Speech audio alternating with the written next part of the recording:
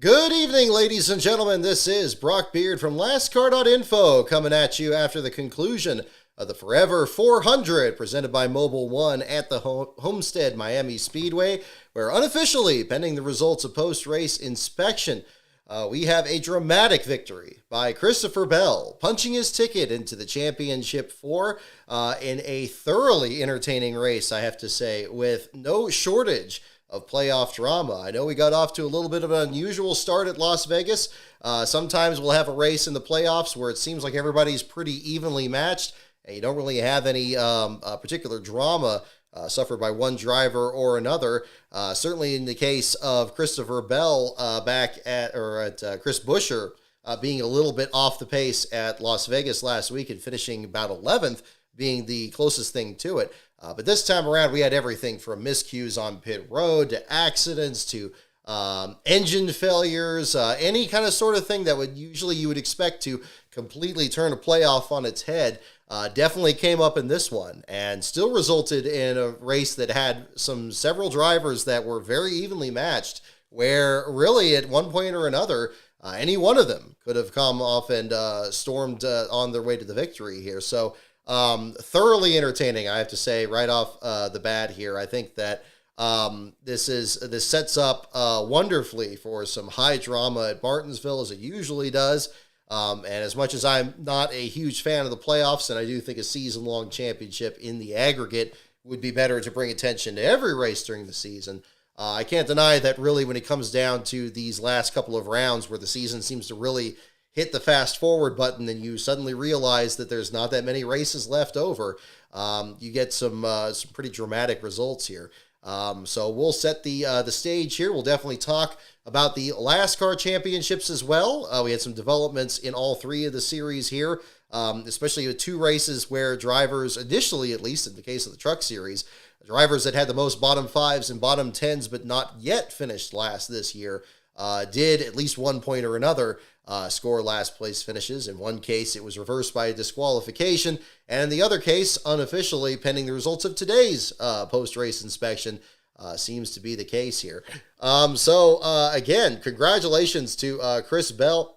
Chris, almost want to say Chris Buescher, Christopher Bell, tangle it up there. But yeah, Christopher Bell, again, amazing run there at the end. As they reported during the broadcast, not really one of the favorites coming into this event, despite his pedigree in the Xfinity series and everything to this point. But as Slapshoes mentioned in his video on the Hail Melon this week here again, Bell just seems to really have a knack for situational winning. If he absolutely positively needs to win a race in order to get into the next round, he has definitely proven himself in this last year or so capable of doing that. He may not be the driver that wins the most races all season, but again, situational winning in this current playoff system is exactly what you need to be capable of. If you need to get a win here and not there, or a win there and not here, you're going to be very tough to beat. In a winner-take-all situation, that's the one challenge that looms for him. He was very much a factor with the rest of the playoff contenders last year, very much belonged in the championship four. Things didn't quite work out for him on a pit road penalty. But again, we'll see how things work out for him this time. He definitely doesn't have to worry about Martinsville next week, which he did win last year after winning the Roval under similar circumstances, where he had to advance to the next round. Now, without him having that pressure on him, I would argue that this definitely makes things a bit different for him. I think that maybe we're going to see a different Christopher Bell materialize at Phoenix here to go against Kyle Larson, and as yet, whoever the other two drivers are going to be in the championship coming up here. Right now, Ryan Blaney and William Byron, who both had equally great races during this one. Blaney in particular was mentioned during the pre-races being the real big pre-race favorite, in spite of him not being the pole sitter, in spite of him not being the fastest in practice, both of those being Toyotas. He definitely showed that, especially in the second half of the race here, that he had a very good piece and is definitely determined to not be in the same situation that he was last year, running as Joey Logano's tail gunner there to prevent a second Hail Melon from happening there at the end of the race. This time around, he may well find himself in a situation where he can go for his first championship. So far, he and Byron occupying the last two spots. But then again, there's going to be anybody in that bottom four could very well be a factor next week at Martinsville, and we'll find out how that all shakes out. But in the meantime here, Ryan Blaney finishes second in the race today. 1.651 seconds, the unofficial margin of victory there. Tyler Reddick in third, Byron in fourth, and A.J. Allmendinger, who had worked his way into the top 10 in the later stages of this race, finishes in fifth. Yes, our winner at the Roval, still having a fine shot at the ovals here at the same time. Definitely tops of the non-playoff drivers here. And a fine showing out of him. It was good to see him get a bit of attention there. Looked like he clipped the wall off turn 2 in the late stages there. Was still able to keep that car straight. And seemed like he even had a chance at even getting Byron for fourth in the final stretch run there. Didn't quite shake out that way for him. Yeah, again, the way that it was just fascinating seeing all the different ways that the strategy was playing out. And also just really the strengths and weaknesses of these different drivers. With a track like Homestead... where you can run any number of different grooves around the facility, you can have a situation where you can see who's going to be daring enough to run very close to the wall, other drivers that run a bit distance off it, and others just kind of go back and forth, and also whose cars were going to be good in the long run and the short run. I felt like we got a healthy mix out of that throughout the race today.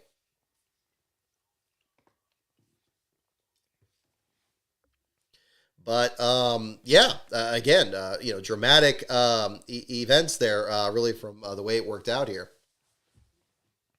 So we will see what's going to be happening from here. We'll definitely talk about the other drivers that fell out of the event here, too. But before we get to that, we'll go ahead and get the rest of the top 10 here. Bubba Wallace in the 6th spot. Fine run for the Grimace machine there. I think both McDonald's paint schemes looked pretty cool, getting some flashbacks to the early 90s there and the McDonald's All-Star team, or the old Jimmy Spencer paint schemes back in the day there. So that was really good to see. Ty Gibbs in the 7th spot. Joey Logano in 8th in a backup car after starting in last place. Fine showing out of him. Eric Almirola, didn't really hear him mentioned at all in this entire broadcast there. Good to see him get a good finish. And Austin Dillon at the same time. Driver who was... again, I think hardly at all mentioned in this broadcast, much like Allmendinger was kind of creeping his way towards the front, for him to be able to get a decent finish out of here. Dylan, I think, tends to seem to really kind of figure out these downforce tracks. I think at Michigan in particular, seems to be a track that he'd really excelled at, in spite of the fact that he hasn't yet won there, at least in the Cup Series. But again, fine showing out of the 3 team this time around here. But before we go any further, we have to talk about 3 of the biggest moments individually in this race that all kind of clustered together here and ended up being kind of more of a factor at the other end of the field in the race here. So we'll kind of jump into that here. First of all, Kyle Larson, I fully expected coming into this, especially after him winning in Las Vegas, that he was going to be playing with house money coming into this race here. I expected him to not win Vegas. I thought Denny Hamlin was going to have his best chance at advancing into the next round by winning that event here, and Larson would run well, but especially with how dominant Larson was in this race last year, which did also feature Martin Truex having problems getting spun on pit road there. Larson just was completely untouchable in that race, almost to the same level of Riley Herbst in last week's Xfinity race in Las Vegas. And after winning at Las Vegas, I didn't see that there was going to be any change in how he was going to perform this week, which is why in our own little Picks of the Week competition here between myself and Last Bro, where he came into this 9 points apart, I was definitely not looking forward to how this is going to play out with him picking Larson, and I figured I had to fight fire with fire and pick Byron to win this race here. But certainly never would have imagined the circumstances that played out in the race itself here. And for this, we'll probably have to, it probably wouldn't be a bad idea to pull up a replay of that there and kind of break this down a little bit, because even in the moment that all of that happened, there's kind of a lot to take apart from there. Let me just pull that up here. And we'll see, we don't have a telestrator here, but we're gonna kind of figure out this at the same time. Okay, we got the interview afterwards. We got that. And let's not get that. Oh, got to actually be more specific. It ends up pulling up crashes from other races here if you don't select latest on here. Yeah, absolutely bizarre set of circumstances here. Okay, we'll probably just pull up this first one here.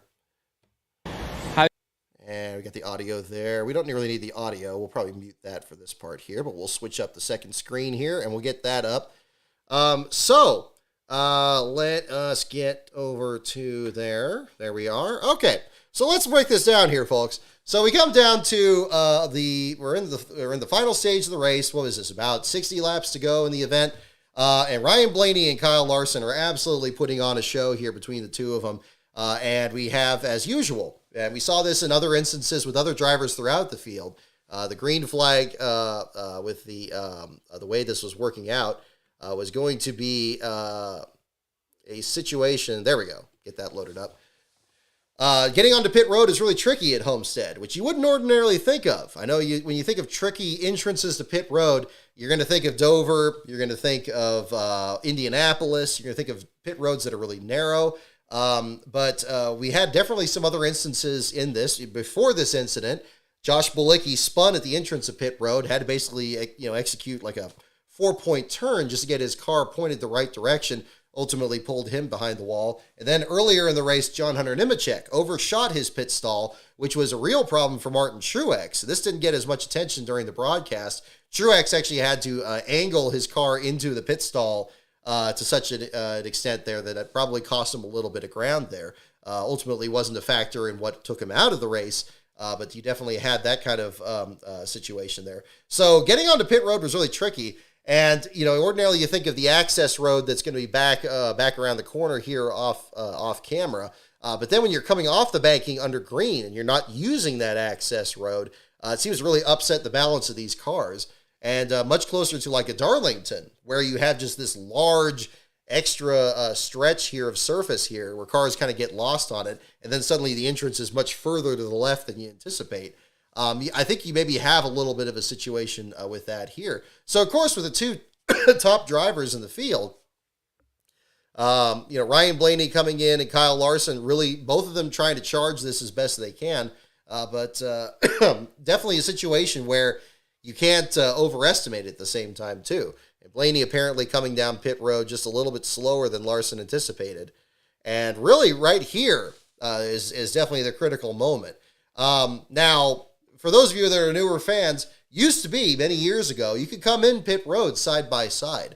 One incident actually involved a Hendrick Motorsports driver. That was Jeff Gordon in 1999. He and Mike Skinner came down pit road, and Gordon got to the inside of Skinner. And coming down, I think it was Charlotte, the fall race that year. And Skinner, notoriously, driver trying to get his first career win, having so many, problems along the way. Bad luck that happened, and this was definitely an example of it. Jeff Gordon pulled to the inside of Mike Skinner coming down pit road. Skinner had to brake a little bit harder to get into his pit stall, and that was the difference. Gordon came off pit road and was able to pull off the victory. This, incidentally, was the second straight win that Brian Weitzel scored for Jeff Gordon after Ray Evernham left the team. So really since then, and to correct me if I'm wrong here on this with the rule, I believe the rule is still that you have to be single file when you get to that first commitment line coming down pit road, and that's to avoid situations like that. You'll still have drivers that will slow down at one point or another getting into their stall, and incidentally they'll be side by side. But generally at the pit entrance, that's really going to be kind of the critical moment. Clearly, I think in this case here, you can't say that Blaney was trying to, force Larson into the barrels there at the same time. You can see in this shot, he's already kind of preparing to cut to the left there. It has a little bit of an opening. I'm wondering, and Lastbro kind of suggested this in watching the replay here, if at this moment here, Larson was trying to cut to the right and just return to the track. Obviously, that would have been a really costly situation because you come back out there and you cut to the right, you're going to lose so much ground because you've already slowed the car down so much. You're going to have to come back down around pit road. You're going to lose just a ton of track position, especially under green. So it could have been a really disastrous situation there. But again, it also seems like at this point here that he locked the brakes and it kind of steered him right into him too. I mean, again, he cuts to the left, but at just the very last second. And also, I guess the other thing you have to kind of look at is like what direction was the glare. I would think I thought that the glare was much more of an issue going into turns 3 and 4 rather than coming off it there. But again, that could have played a role in this as well. If there was too much glare seeing him, and then you don't even see him until the last second.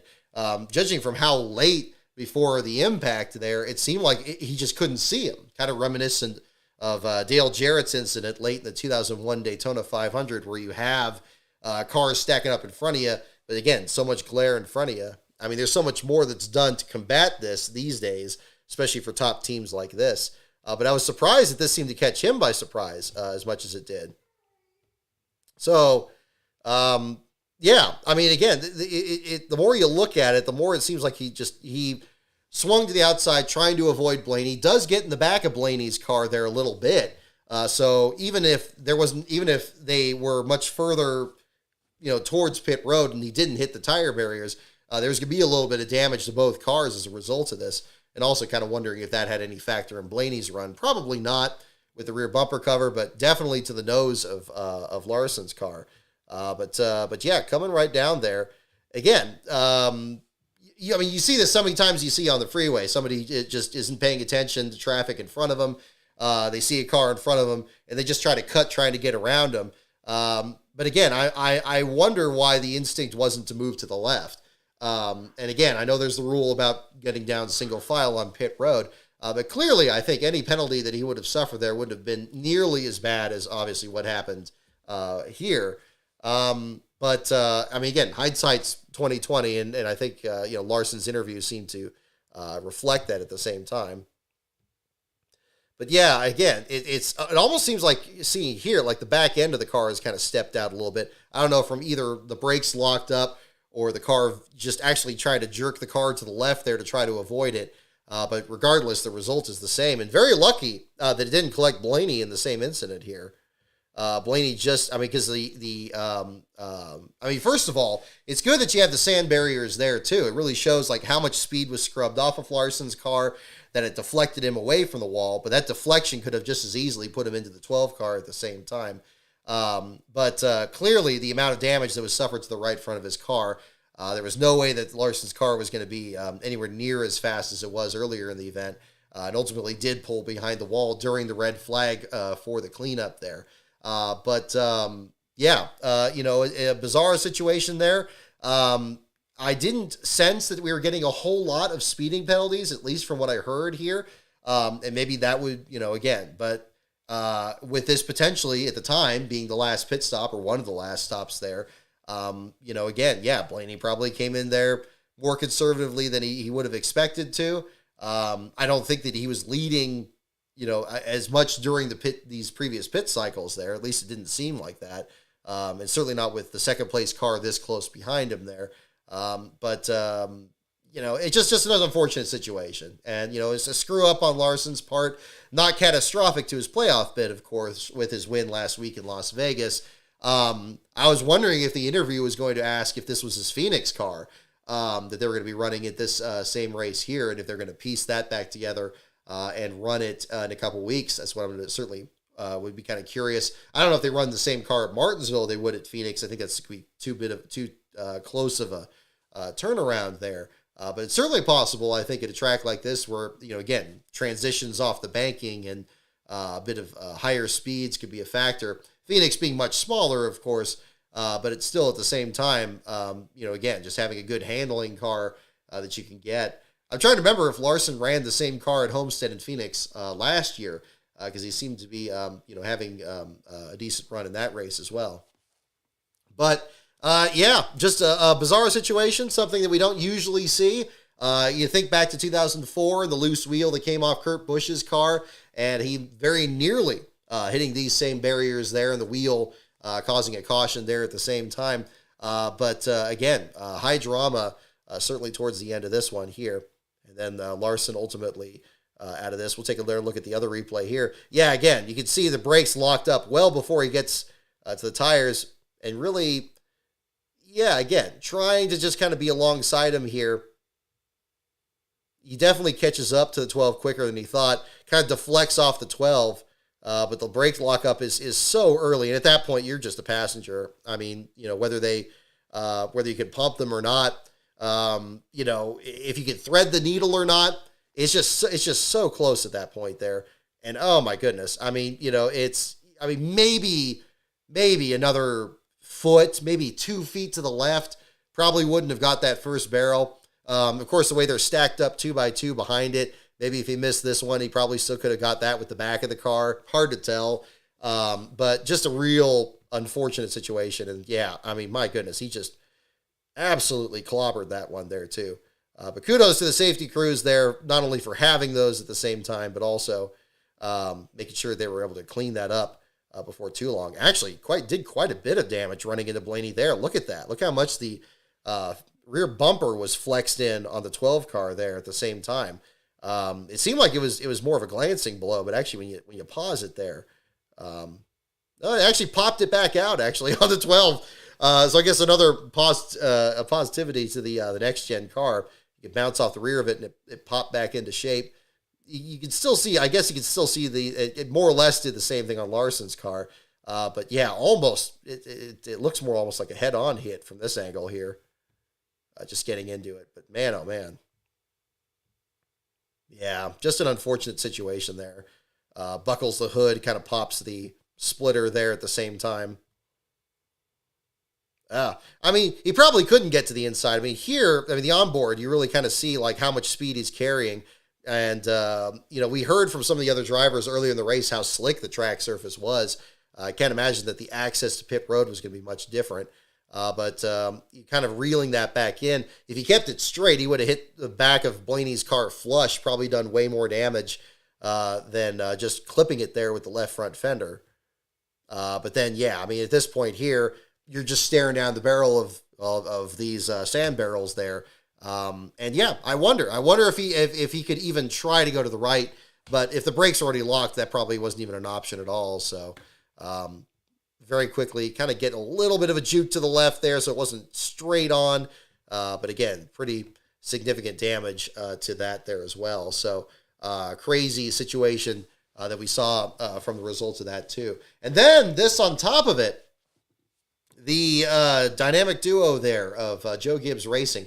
While Coach Gibbs does get to celebrate with Christopher Bell today, definitely not as much joy over into the Martin Truex Jr. and Denny Hamlin crews there. Kind of reminiscent of the problems back at Darlington not long ago that led to Eric Jones' dramatic victory in the Southern 500. Denny Hamlin with a fantastic battle with Ryan Blaney in the closing stages of this. You really seemed like he kind of shook him off there finally and was able to kind of get ahead of him. Just absolutely hard-fought battle there. But then going into turns 1 and 2, something seemed to break in the right front of the car and just steered him straight into the wall for Hamlin.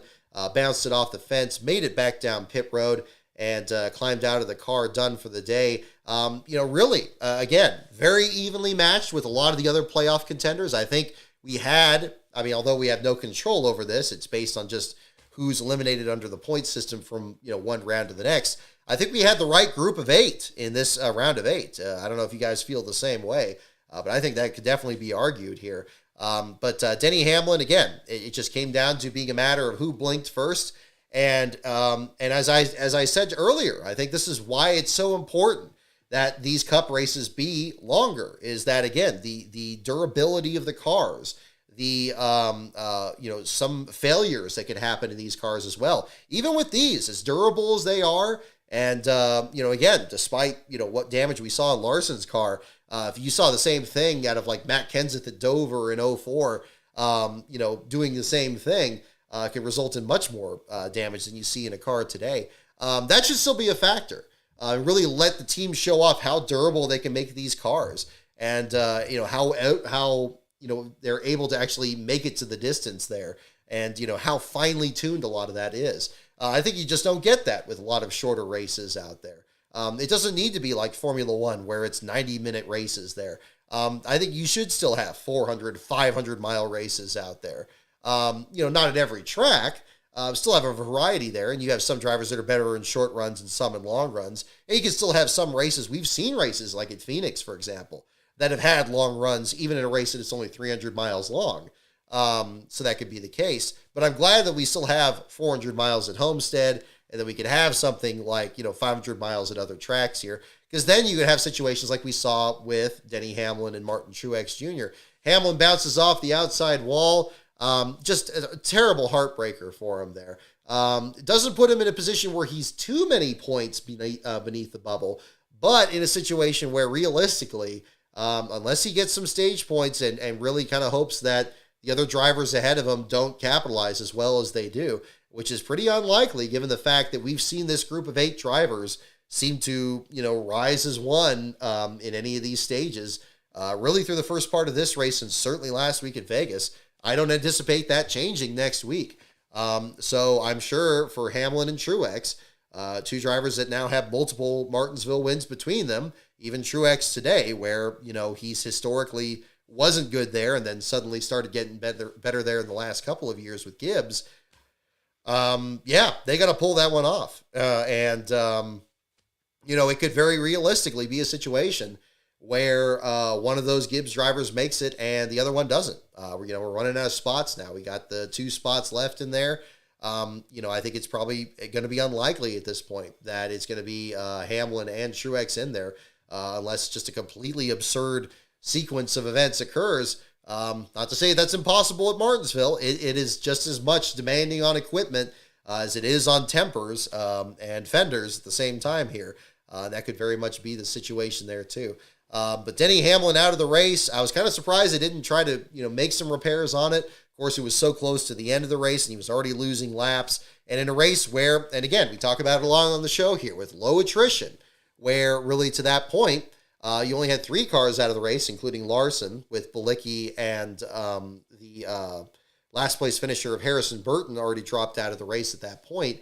If you have a bad day, it could be a real bad day. And maybe a day that you had higher attrition, and maybe some of the wrecks that happened in this race happened earlier in the event. Maybe a bad day for you would be 25th or 28th, but then you have a situation where it's 33rd, 34th. That really kind of stings that much more. And that's definitely the situation that both Truex and Hamlin now find themselves in. Hamlin for the mechanical failure, and then just right after, much like Kyle Busch at Darlington, Truex with a blown engine, sending him behind the wall just a couple moments later. And both of them finding themselves in a difficult situation. And there are going to be 2 drivers that undoubtedly people are going to be watching next week at Martinsville to see if they can pull it off. Truex has been kind of trending more recently as kind of the better of the 2 drivers there, especially getting dominant wins there. Drivers that tend to perform well in stage 1 and 2 tend to also pull off the wins there and get max points. That's definitely going to be something that they're going to be looking forward to doing. Denny Hamlin historically has way more wins at Martinsville. Of course, one of his home tracks, very proud of that. But it seems like in recent years, the trend has kind of been away from him and more towards Truex and other drivers in the field there. Of course, you think about Hamlin, you think about his incident with Chase Elliott a couple of years ago. You think about the incident he had with Alex Bowman. It seems like it's much more famous all the way through last year. And the Hail Melon and Hamlin getting bested there, not for the win, but for a position further back in the lineup that did have championship implications. It seems like Hamlin's losses at Martinsville have been much more the story. So that's going to be definitely something to look ahead to at the same time. I think it's going to be really kind of an interesting situation. But can Truex rise above it? That's going to be something to say. Undoubtedly. I'm sure there's a lot going on behind the scenes. I know Truex is already planning to come back next year in the Cup Series, so he's not having to worry about that.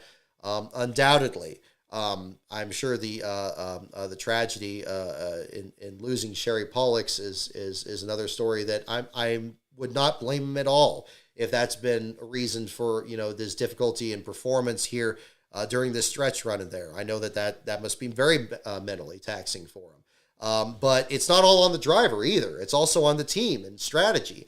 You think about other races that have happened where Truex has been back in the order, like Las Vegas last week, where he's not been a factor. That's not any fault of Truex's. Or an incident very early in the race at Kansas that put him in last place.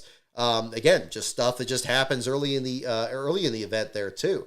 It's any number of things that could be happening here, but I think Truex is coming into Martinsville with not a whole lot of momentum, and I know a lot of drivers downplay momentum. I'm pretty much a big believer in that. I think if you're able to, if you can keep your foot down and absolutely just crush everybody else out there, and you got the chance to really do that again the next week, even if you don't have to, I think you should be able to do that.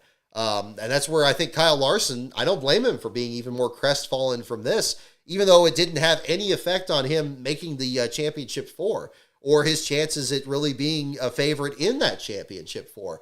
I'm sure he wanted to come into this and win all three of these races and just come in there and just let everyone, and then whoever the other three are, just whoever they are, and not worry about them. I'm sure he would have loved to be able to win this race and, then come in as a favorite at Martinsville, where you always have to think about Hendrick Motorsports because they're always going to be playing that same clip of Jeff Bodine winning there in 1984 and the story about, Hendrick Motorsports being saved by that victory. Not that it's not an important story. It absolutely is. Single-handedly changes a lot of the sport's history. But that's another thing that you gotta look at. And I'm sure Larson is disappointed to be in a situation where he didn't have that win and he can't sweep those three races. As much as I think Joey Logano in 2015 was over-aggressive with Matt Kenseth, I think the fact that he went for those three races was something that was something he should have gone for. I think it was a massive power move there. And if you can do that, I think in this era of eliminations and so forth, if you're capable of doing that, I don't believe in just getting that one win and then just, not doing anything in the next rounds. If you can win those other races, I think you should do them. And I'm glad to see drivers like Larson make that adjustment to it. I'm not the biggest, Larson fan, but I think that makes it compelling. And then a race like this today can play out where if you have a driver that is dominant, that could still be interesting because it's like, can they keep this going? And it's not the same as, I think this is where I draw a distinction between a driver that's so dominant in the championships, because that could come down to any small event that happens during the season, but be that dominant in multiple races in a row. Because, something like this could happen. And just a small mistake could be just completely catastrophic. And what's that going to do to shift the direction for the rest of the field here? So again, I think it's going to be very interesting for sure. So again, a very exciting race out there. I think that we finally got the first salvo here in the round of 8 that's really kind of shaking things up a little bit, and just in time for the penultimate round next Sunday in Martinsville. Where anything can happen. You could have, again, much like this race today and much like Las Vegas, you could have a dominant run. Even easier, I would say, to have a dominant run there. And then it could be a situation where people are going to get desperate further back in the pack. Obviously, they can't do the Hail Melon. I mean, that's been banned by NASCAR.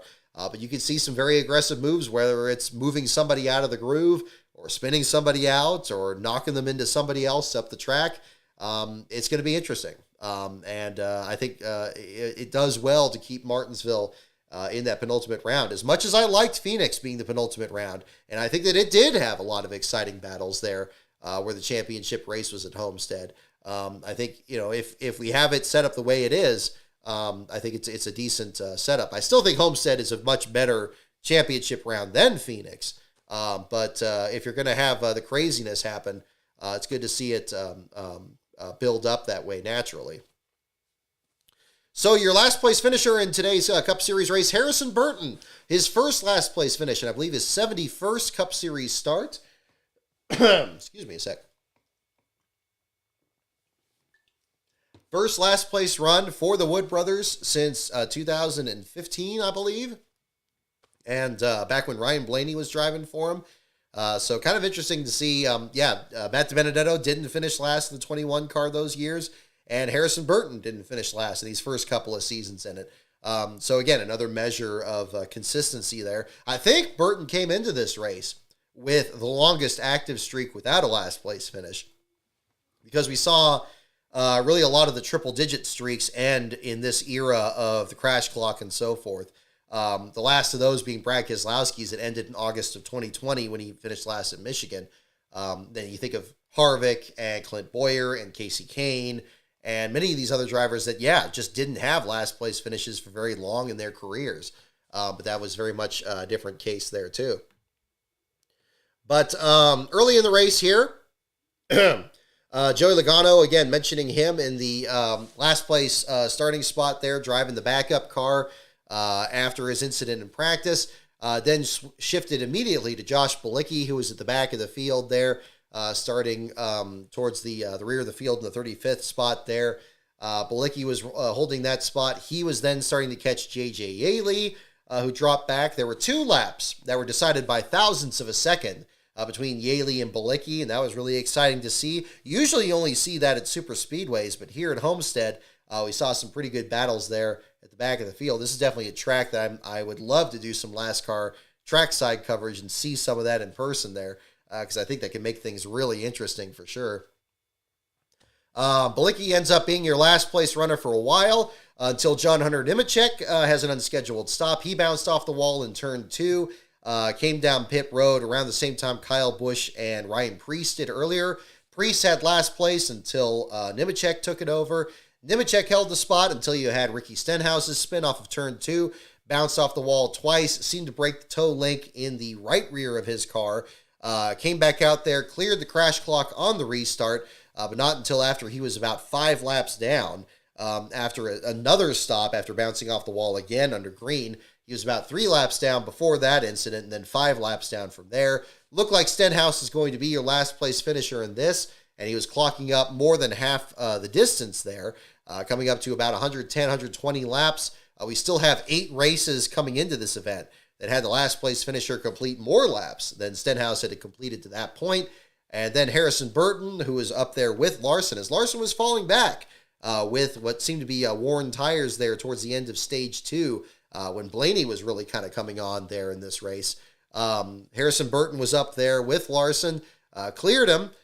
Seemed like Burton was running okay, but then overheating issues were the reason that he went behind the wall, ended up going to the garage area before Stenhouse did, or anybody else in that lineup.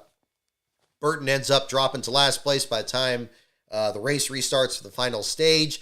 Was declared out by NASCAR soon after. And again, pending the results of post-race inspection for today's race, ends up being your last place finisher. So the first last place run for him this year. Burton did come into this race with the most bottom 5s and bottom 10s of any driver that had not finished last yet this season. However, in terms of the championship implications, any drivers that had 0 last place finishes were eliminated from playoff contention coming into this race here because the current leader, BJ McLeod, has 4 last place finishes, and there's just not enough races there left for Burton to be able to close that gap. If he finished last at both Martinsville and Phoenix, he'd have 3 last place finishes to McLeod's 4, and that itself is a pretty unlikely scenario to have drivers have multiple last place runs in a row, because even across all 3 series, we've had very few repeat last placers, which is resulting in, I think, some very dramatic last place deals here coming up into these final couple of weeks here. So Harrison Burton, your last place finisher, Josh Bilicki in 35th, Kyle Larson 34th, J.J. Yaley in 33rd, and John Hunter Nemechek in 32nd. They had a very hard crash down the back straightaway. John Hunter Nemechek and Yaley hooking bumpers there. Ross Chastain was involved in that as well and dropped them back. Yaley had a very hard hit with the right front, and John Hunter Nemechek, after losing laps early in the race, I was really disappointed to see him struggle. I know he wasn't feeling very well. He must have caught the same cold that I had here last couple of weeks. But John Hunter ended up hitting the inside wall there and dropping him to the 32nd spot, bringing out the Hocevar shirt here today, not only to congratulate Hocevar on his Truck Series win this week, but looking forward to see how he performs in the 42 the next couple weeks. I really hope John Hunter would run better in this race, given his substitute role in 2311 last year, driving Bubba Wallace's car. He ran so well. Now, again, this was a Chevy versus a Toyota. Him feeling under the weather, in spite of the fact that John Hunter was very good in the Xfinity Series race, and we'll talk about that too. Again, I think that's another thing to look forward to. But good to see he got some laps there with the team and kind of, getting his feet under him there with the organization. I still think he's going to be one to watch next year. And I think he's going to do much better than Gragson did with that team this year with Chevrolet. And I still think the Xfinity Series championship is his to lose. I think he's still been grossly underestimated this entire year, despite finishing second in Daytona and winning Fontana to start things off, winning at a lot of tracks that his father won on, including New Hampshire. I think that he's going to be very exciting to see come down the stretch. And we'll talk about that coming up here in just a little bit with the Xfinity Series portion, as well as the Truck Series portion from the race weekend here. Brad Keselowski, a disappointing circumstance. I think he was involved in the Hunter Nemechek and Yaley incident there towards the end, which was too bad because for about half of this race, he had an absolutely phenomenal car out there. I know he's had a number of those this year, whether it's how well he was at the Daytona 500, whether it was him running right behind William Byron in the July race at Atlanta. But again, fantastic car. Probably one of the best ones he's had all year. Was really putting the playoff drivers to task, whether it was William Byron or Ryan Blaney or the other drivers at the beginning of the race. Unfortunately ends up with a disappointing 28th spot. In fact, finishes one lap behind Ricky Stenhouse, who climbed to 27th after the late race attrition. By my count, and I'll have to verify this when the results are finalized in the last car standings, it should be down to just 3 drivers for the last car Cup Series championship, which is the fewest of the top 3 series. BJ McLeod was not in this race.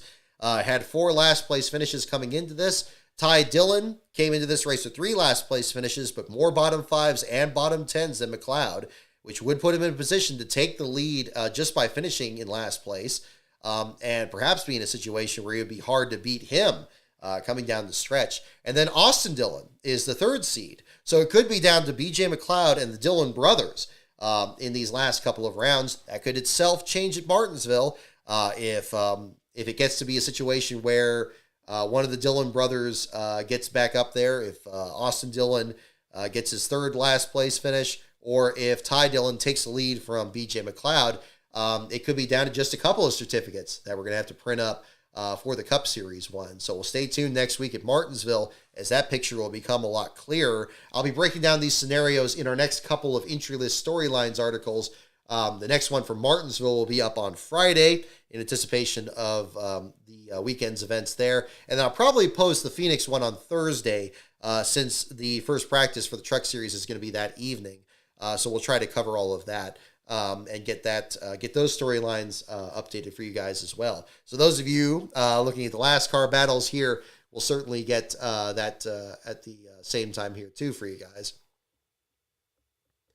Other drivers just looked off in this Cup race here. Kyle Busch, mentioned his early stop at the beginning of the race, seemed to cycle his way back up towards the front near the end, but didn't get a good finish out of there, finishing in 18th spot. And Kevin Harvick, just outside the top 10. Loved seeing the Budweiser car back out there. I think Homestead did a great job with the promotions there with him. Having Rodney Childers and his family be part of the command to start engines, having Mike Helton wave the green flag.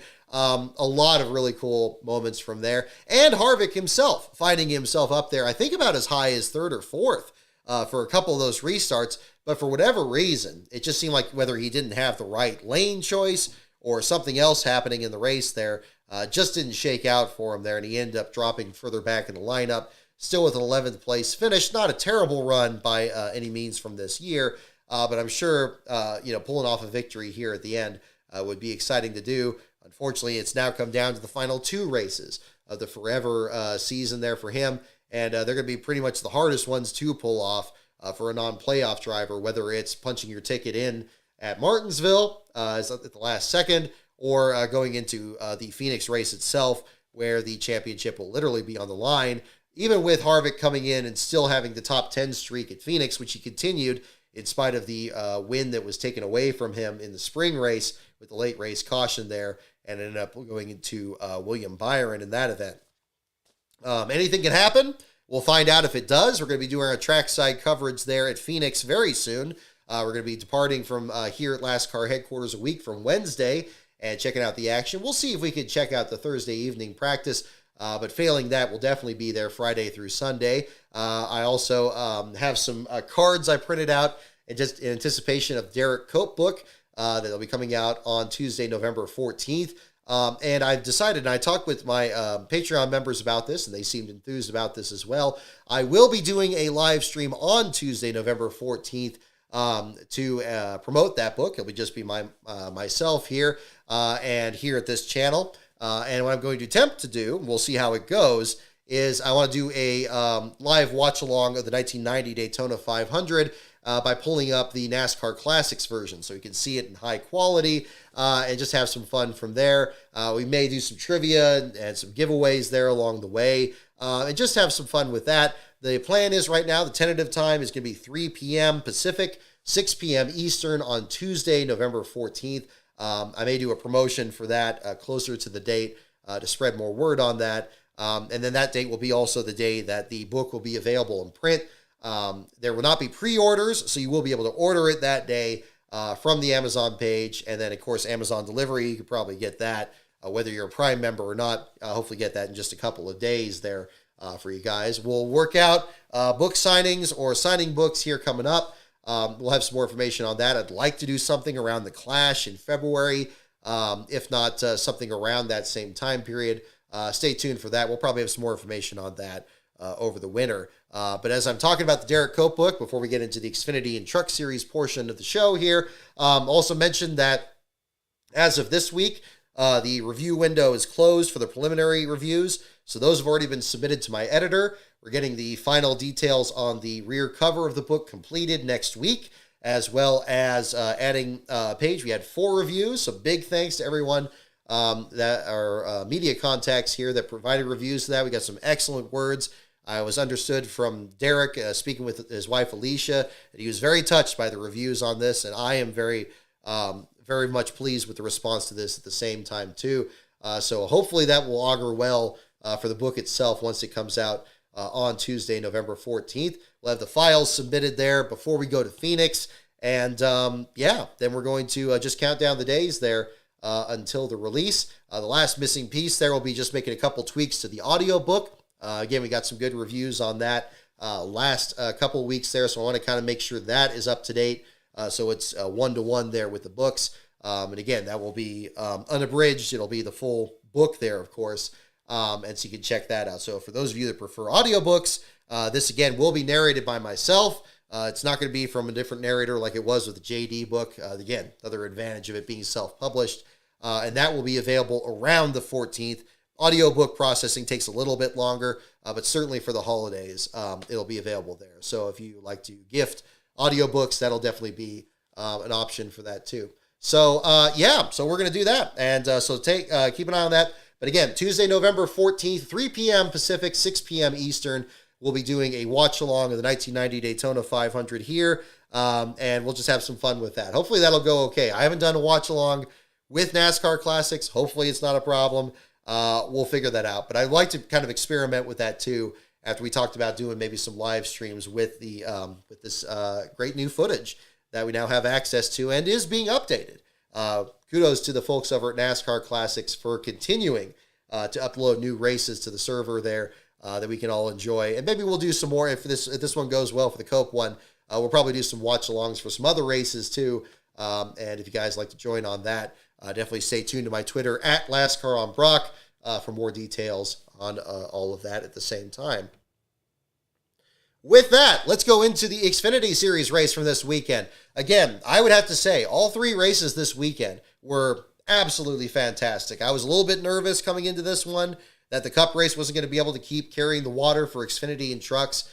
We saw just a little bit of everything from these events here. But again, definitely some dramatics here too.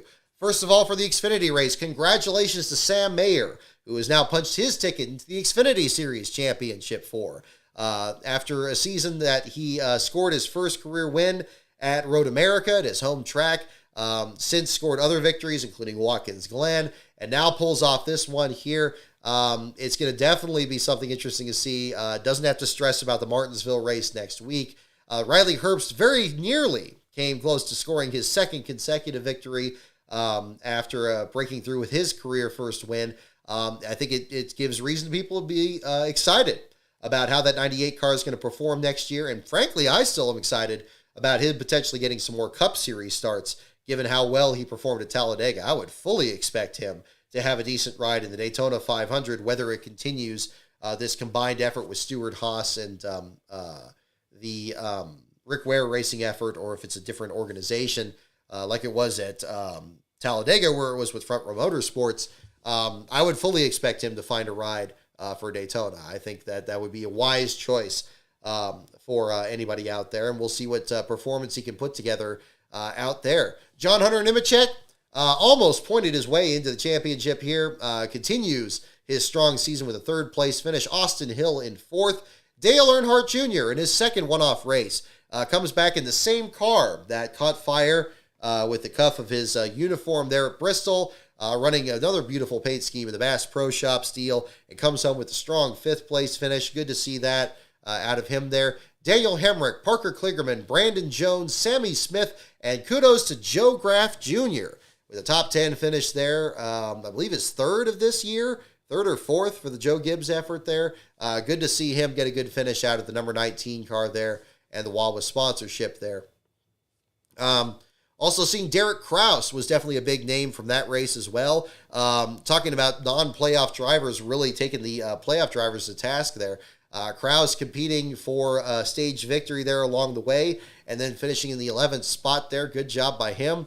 Parker Retzlaff bounced off the outside wall at one point, came back to finish in the 12th spot there. Again, that's another driver that I would fully expect to break through with his first Xfinity win, if not this year with the championship taking center stage, certainly next year. We return to Phoenix here in a couple weeks where he was so good in one of his first starts there for RSS Racing, and now capitalizing on some great runs there for the Jordan Anderson team. So we'll see how things shake out there. This race, of course, the big heartbreaker from that was Cole Custer, who very much looked like he was en route to being in the exact same position from a couple of years ago, winning Homestead by a half a lap and just cruising down the stretch.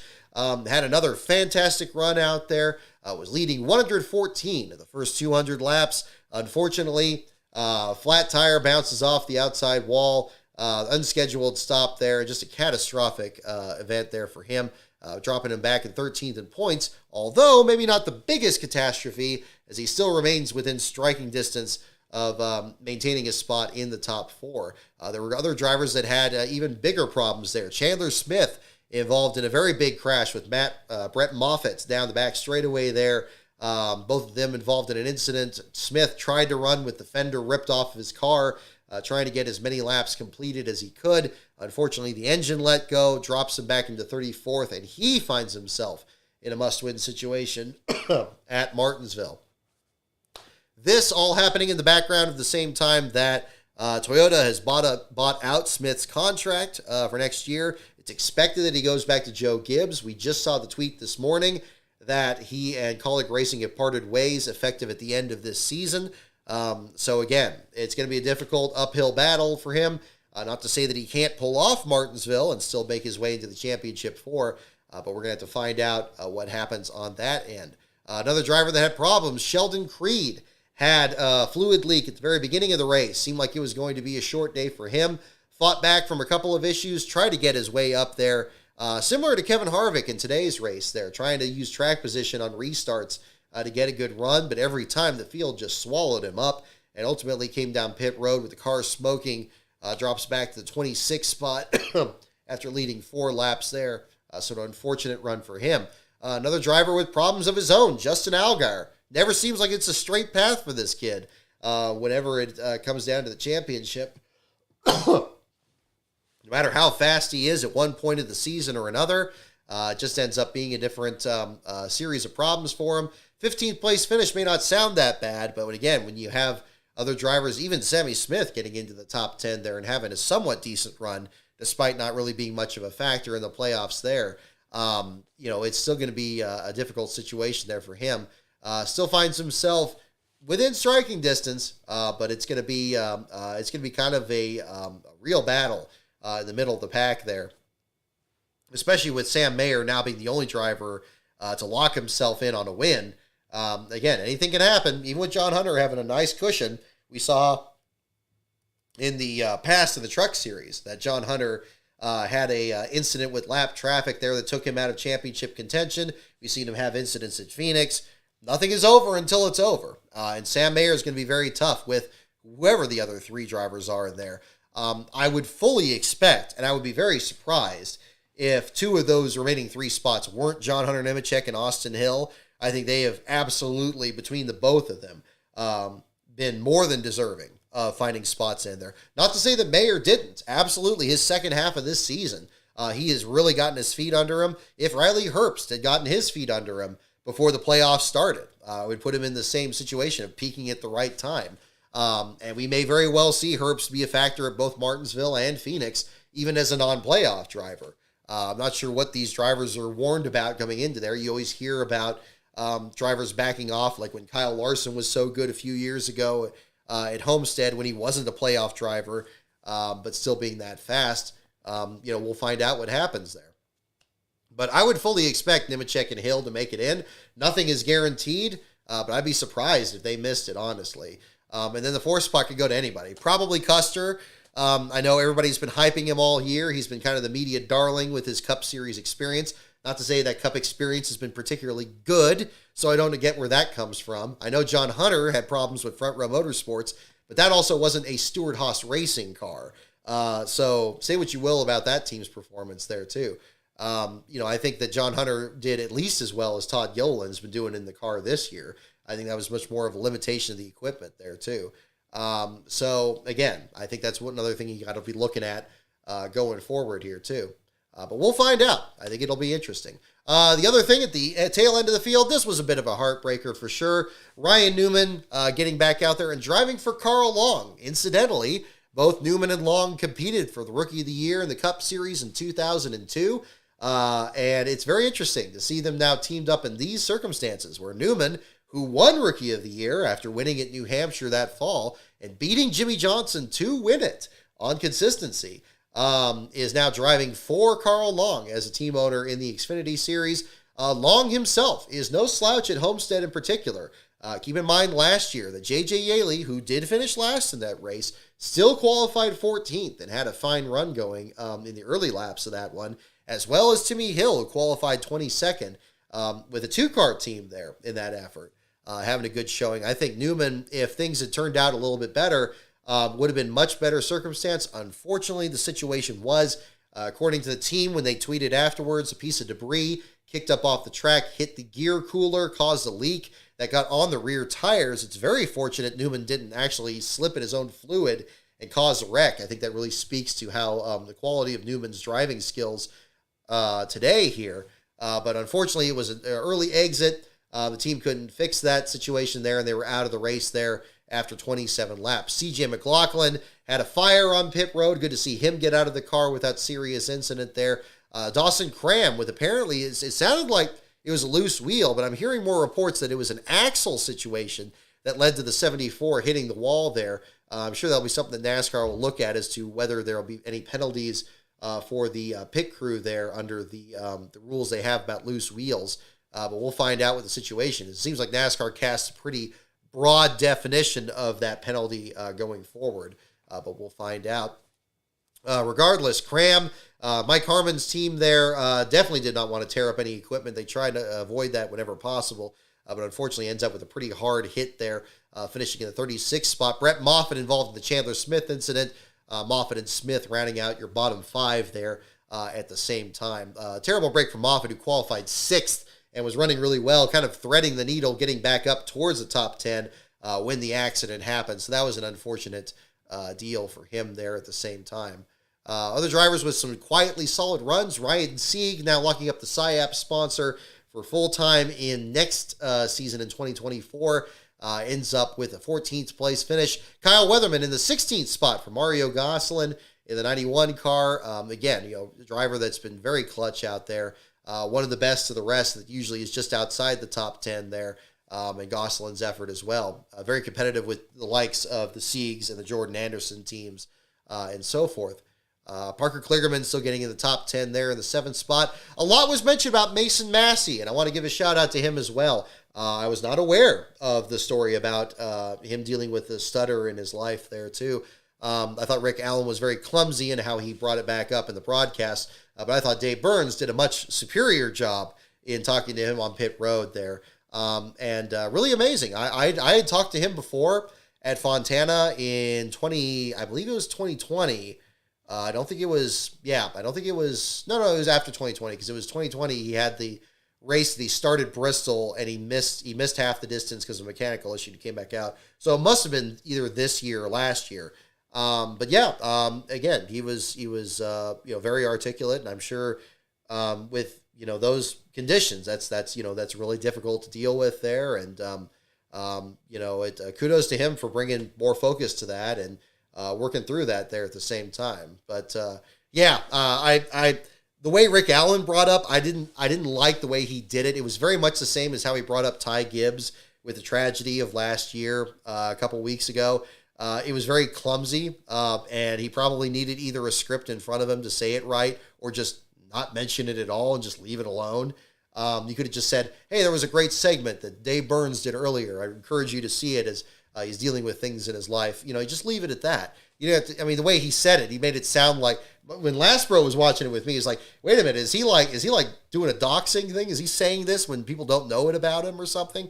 But no, obviously that wasn't the situation. So, but it came off that way. And it's just another thing I'm not crazy about Rick Allen with. When it's something, he only gets excited about when there's a crash or a restart.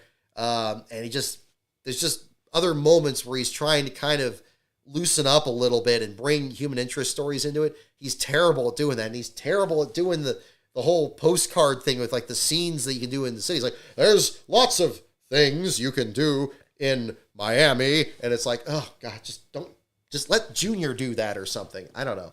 That's another thing that needs to kind of be worked out too. But that doesn't take anything away from Mason Massey himself. He had nothing to do with that, of course. I'm glad to see drivers like him get more attention. And Massey himself has had some great runs this year. He got his first top 10 at New Hampshire. He was very good, I believe, at Texas as well, if memory serves. I'm trying to do this from memory here. But he was very good earlier this year with the Bobby Dotter team. I hope he gets some more rides with them because he can keep that momentum going. I'd love to see him run Phoenix, but we'll find out. That's going to be another story coming up here at the same time. So there was that. But the last place battle, CJ McLaughlin, Mason Maggio were battling there. A couple of the other RSS racing cars earlier before Newman fell out. And that ended up being a pretty quick story at the same time. Looking at, Cash K Enterprises, thank you for your comment. There were a pull for certain drivers to win a NASCAR championship. I try not to.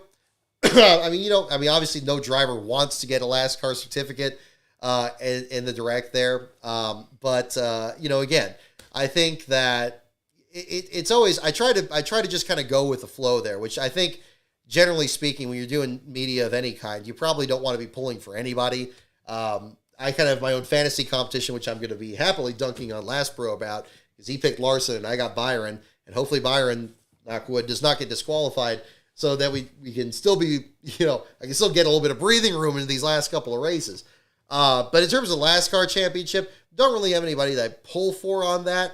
I think that this year with the Cup Series, BJ McLeod's already won a couple of these, and it's getting to the point where, there was one of them, he won one during the pandemic, and I had to mail it to his team. And then I had mine last year when he won it, and I was going to give it to him in person, and then I lost it on race day, so I couldn't give it to him in person. I had to mail it. So I guess the one trade-off is if he does win it again, and he is still the leader in the Cup Series, I'd at least be able to give it to him in person. I'm a little concerned about that one, because now he's had two of these in the mail, and now he's like, you're the guy that keeps sending him. He's pretty mellow. He's a pretty laid-back guy and all that, and I hope he's not offended by it there. I know that's a tricky part of doing this coverage because there's really no guidelines for this. You got people that present things all the time. I remember Ricky Rudd giving a huge handkerchief to Davey Allison for as a gag gift at the awards banquet in 1991 because he was still sore at him about the Sears Point win there that got taken away from him because he was, the way he was viewed as like crying to the officials. Davey wasn't too happy about that back then, but that's drivers between drivers. We'll see, but I think that would be, the thing I always say with the certificates is that these must be earned. They cannot be given. It only goes to one person. Like if I could say that a driver like Greg Van Alst, for this example, this year would probably be a driver that deserves some equivalent of like the Goodies Headache Award for all the things he's gone through, all the bad luck he's had in the Truck Series, Xfinity Series, all the way down to the ARCA Series. That man's earned some kind of an award. But again, right now he's behind Parker Kligerman. And they're the only two drivers that have two last place finishes this year. And I think the last time I counted, there are 17 other drivers where if they finish last at Martinsville, can take the lead in the NASCAR championship with one race to go. May just be the last change of the entire year and take the title that way. It also depends on who gets bottom fives and bottom tens. There's other situations that could play that out. But yeah, and if they win it at the last second, it could be just like Bailey Curry last year, where he got last at Martinsville, broke away from a pack of drivers that had just one last place finish, forced a battle with his teammate Brennan Poole, and ultimately last place went to a completely different driver, and went down to Curry just ahead of Poole, and it wasn't even settled to the end because Brandon Brown was in that race, and he was in the garage area, and he was getting the bottom five, and Poole could have dropped back to the bottom 10, and that would have changed things. It was a huge mess, so we could have had something very similar to that this year too. But I try to keep things as mellow as possible. I'm probably not going to do the video reviews this year. I think that was a little bit too much. I think between the two, I would rather do a picture and get the picture of the person holding it like we did with Yaley and David Starr. If I'm doing the video one, I did it with Bailey Curry, and I he wasn't really crazy about it. And then the one with Joey Gase after that, I think really didn't go very well. I mean, he was cool about it. It wasn't a problem. We didn't have any issues there. But I think for Gase's, I just didn't introduce it well. What I like to do, and Dominic Aragon, if you're in here in the chat too, you know about this because you were there for the David Starr one. I like to do the interview and then give it to him at the end, and then hopefully do the picture, and then boom, it's done. That'll be the case. The tricky part is if it's in the Cup Series, and if it's a big name, I think that's the real challenge. I mean, we very nearly gave one to Chase Elliott before. We nearly gave one to Kurt Busch before. Who knows how that would have played out there. And especially if it was after, it has to be during or after the race, where sometimes they're not going to be available. It's one thing if they lock it up going into the race, and then I have a window where I could just swing it by the hauler, present it to them during practice. That's when things are kind of more loosened up, and it's not going to be a problem. Last year we kind of had that with Spencer Boyd, where he locked up the NASCAR Truck Series championship before we even left for Phoenix. That could be it's not going to be a situation like that in trucks this year. We'll get to that in the Truck Series portion of the schedule here. But it could be in the Cup Series this year. It could be that BJ locks it up next week. But I don't know. It might not because again, Ty Dillon still has more bottom fives and bottom tens. That the only way that wouldn't change is, well, I mean, I guess, yeah. I mean, I think he's the only one with 3 last place finishes, so it probably wouldn't change. So it really looks like it's going to go down to Homestead on that one. So we'll find out. But anybody who wants to win them, it's fun. I like printing them out. I like laminating them. And then, of course, I'm planning on any of the ones that I'm going to print out that are for ones that didn't win. I'm going to put those up on the eBay page, and people can bid on those. And if you're interested in those, if you want to get a uncirculated one, kind of like the canceled Super Bowl merchandise that's from the losing team, I like to make those available. I don't want to just have them just sit in a drawer, and that's not going to do me any good. And I don't want to just shred them. That's just a waste. And I certainly don't want to give them to the drivers because they haven't earned them. Again, it has to be earned. One thing I always say is Jeff Gordon earned one of these in 1993. What would it have been? 11-year-old me was doing this site back then. I would have had to give him one of them back then. That would have been the situation. I guess it would have had to been on that printing paper with the holes on the side. I think it would have to been like, ASCII print or ASCII, whatever that's called. It would have been like, the thing that they do like, drawings and stuff with. It'll have to look like that. That would have been kind of the thing back then. So, yeah. So we'll, it's going to be really close. Xfinity and Trucks. But mentioning with Xfinity, it's Parker Kligerman and Greg Van Alst at the top of the charts. Several other drivers in the Xfinity standings could very easily climb up there and take the standings. I think that again, it could very easily go one way or the other. So that'll be interesting. We get a little something to drink here, and then we'll jump into our Truck Series portion.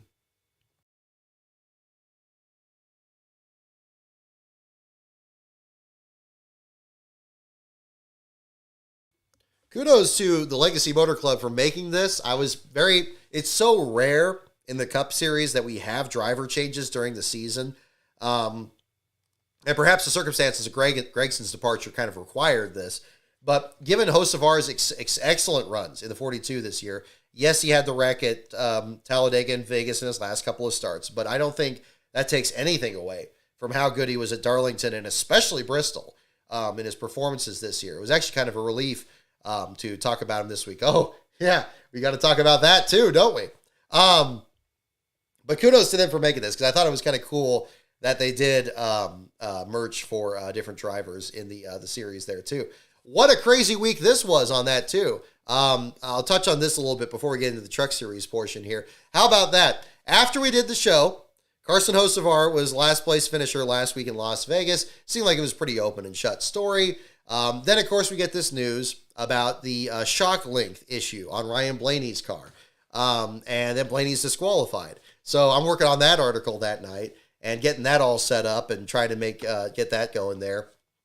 Had to change the last car stat pages, get all that set up, and then it's like, okay, cool, now we're all set. Then I'm at work on Monday, and all of a sudden my phone starts blowing up, and they're like, Brock, you got to rewrite the article again. And it's like, what? It's like, oh, God, they disqualify somebody else now? And then they rescinded Blaney's disqualification. How crazy is that? Very rare that happens. Not unheard of.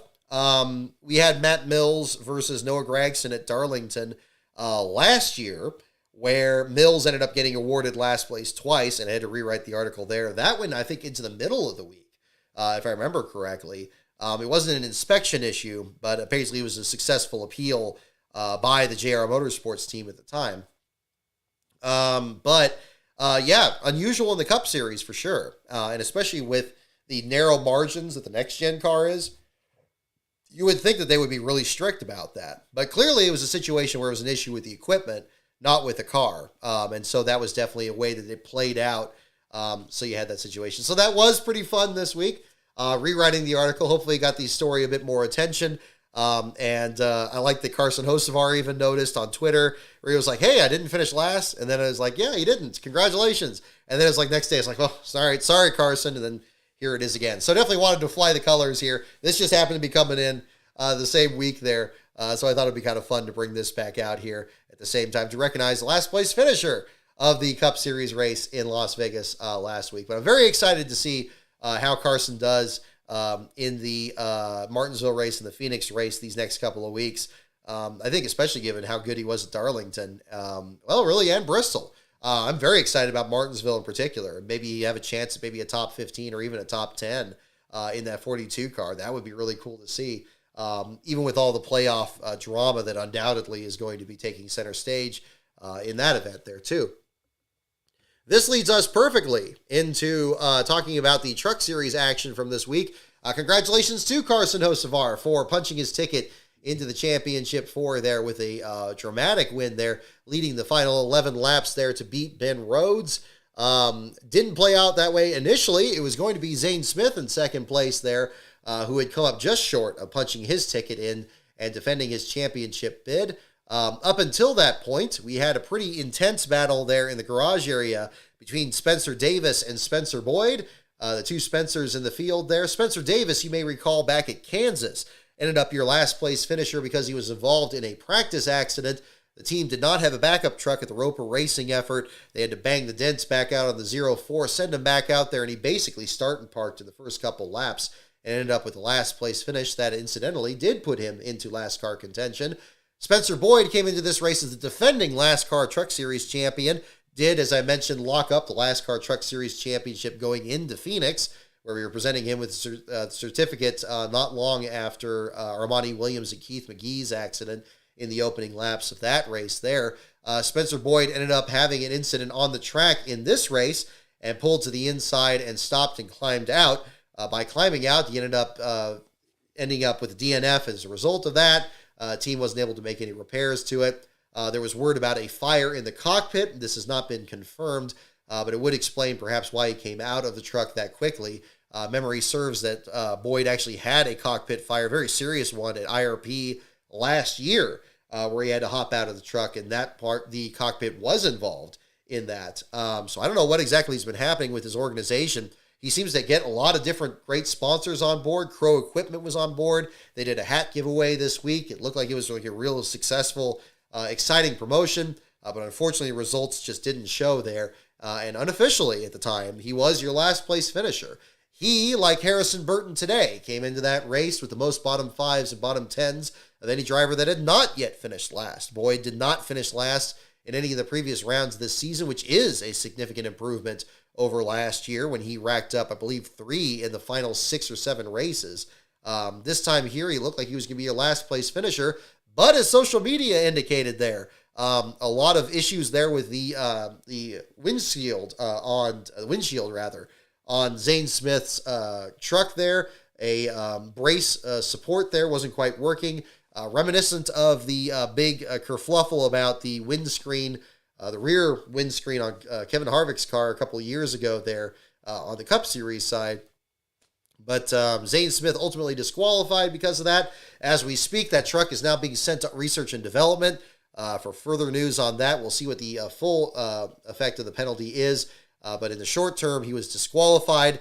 The second time, incidentally, that Zane Smith has been disqualified from a second-place finish.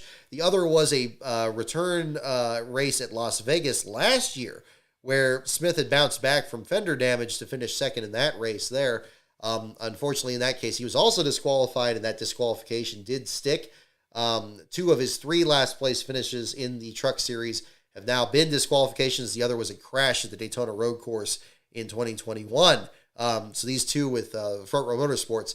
Fortunately for him, much like with Kevin Harvick's runner-up finish at Talladega, this did not have an effect on his playoff. He had already come up short on making the championship 4. What this did create was a situation where one of the other playoff drivers missed the cut by a tiebreaker there of 0 points instead of just 1 point. Ben Rhodes just barely getting in under the gun there to get himself in on points, and even passing, looked like, I think it was Dean Thompson there towards the very end of the race there, but a different situation. Or I guess it's Nick Sanchez that was battling Dean Thompson there. Sanchez just on the wrong side of it there. Did have some damage to the nose of his truck, too. I don't know exactly where Sanchez got that damage from, but clearly he was frustrated on top of the frustrations that we saw boil over from Talladega. Christian Eckes, even more crestfallen, understandably so, for how fast he had been in portions of this race. Did not lead any laps of the Truck Series race, but ultimately did end up finishing in the 20th spot there, just hamstrung by that by finishing a lap down in this event and not being a factor there at the end of that. On the positive side, though, 2 of the drivers that have been very impressive throughout this year, especially as they've been getting their feet under them in the Truck Series, Raja Carruth and Bailey Curry are, again, 2 names you really have to keep an eye on here in the Truck Series. I hope Curry has more than earned his shot at getting a full-time effort in the Truck Series here. I don't recall if he did or not, but hopefully that'll come together there if they can get the sponsorship together on that. Seeing him work his way up the ranks there from Mike Harmon's team as part of their effort in 2020 to JD Motorsports, and now getting this great effort out there. It's so good to see out of him. I think he's a good kid, hardworking behind the scenes. Same goes for Raja Carruth. Best run we've seen out of Carruth, I'd say, since Darlington, when he was really a legitimate threat for the win. Carruth was making absolutely daring moves out there, very similar to what we saw a little bit in the Cup Series race today. And as we prepare for him in a couple weeks to make his Xfinity race with Hendrick Motorsports, after buying his merch, buying some Hendrick merch over at the Larson Hauler here a couple weeks ago, you know he's so excited for that, and that's got to be a huge confidence booster coming down the stretch. You know he would love to win for GMS Racing as well before they close their doors. Thankfully, we know as well that Grant Enfinger will be in the championship 4 and make a bid at GMS, getting a walk-off win there their last race, similar to what Johnny Benson did for Bill Davis years ago. We'll find out if that's the case. I'm a big fan of Enfinger. I have to say, again, I know we were talking about being fans of certain drivers or not, but again, I can't glue it to one driver or another. But I love Enfinger's story from this year. I was glad that he shared a little bit about his story from Homestead in 2011 in the Cup Series, and it just seems like a real down-to-earth guy there, and I'd love to see them put together a championship run at the end. But it's going to be a tough group that they have up there for sure, with Corey Heim, Ben Rhodes, and Carson Hocevar. Heim has just been right below The radar screen, I think I've not really paid much attention to him this year, but I know that they're a team that they've been involved with Derek Cope, actually, over at the Nitro Motorsports effort in the Trans Am series, and that's undoubtedly helped him out this year in the Truck Series as well. So it's good to see him up there. Ben Rhodes, are we going to see a repeat of his Not This Time Mama Jamma interview at Phoenix? It could very well be the case. We got another Thor Sport entry in there with him making the cut there at the same time. So I think a good Championship 4 that we're looking forward to at that point. But it's much more than a Championship 4 in the NASCAR Truck Series deal here. I think I need to crunch the numbers fully on that, but I think it's at least down to about 5 or 6 different drivers there that could be contenders for the championship. The limitation for that is going to be who's actually on the entry list. So we'll have to figure that out coming up here in short order.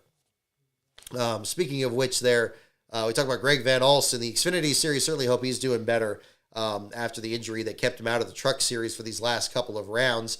We're not anticipating him running the Truck Series race at Phoenix either because of that, but certainly hope he's recovering well. I think we touched on that a little bit last week at the same time, but that's another thing to kind of talk about. Brad Perez, glad to see him and his whole family out there at Homestead. This was very much a last-minute deal, getting the Apex Coffee Roasters sponsorship there on another vehicle this week, this being Young's Motorsports number 02 entry, which has had any number of different drivers this year. Good to see Brad be able to run at his home track. I can only imagine how exciting that must be, especially going to the track that's near his home, where he saw his first races, where he competed in his first races in the Spec Miata series.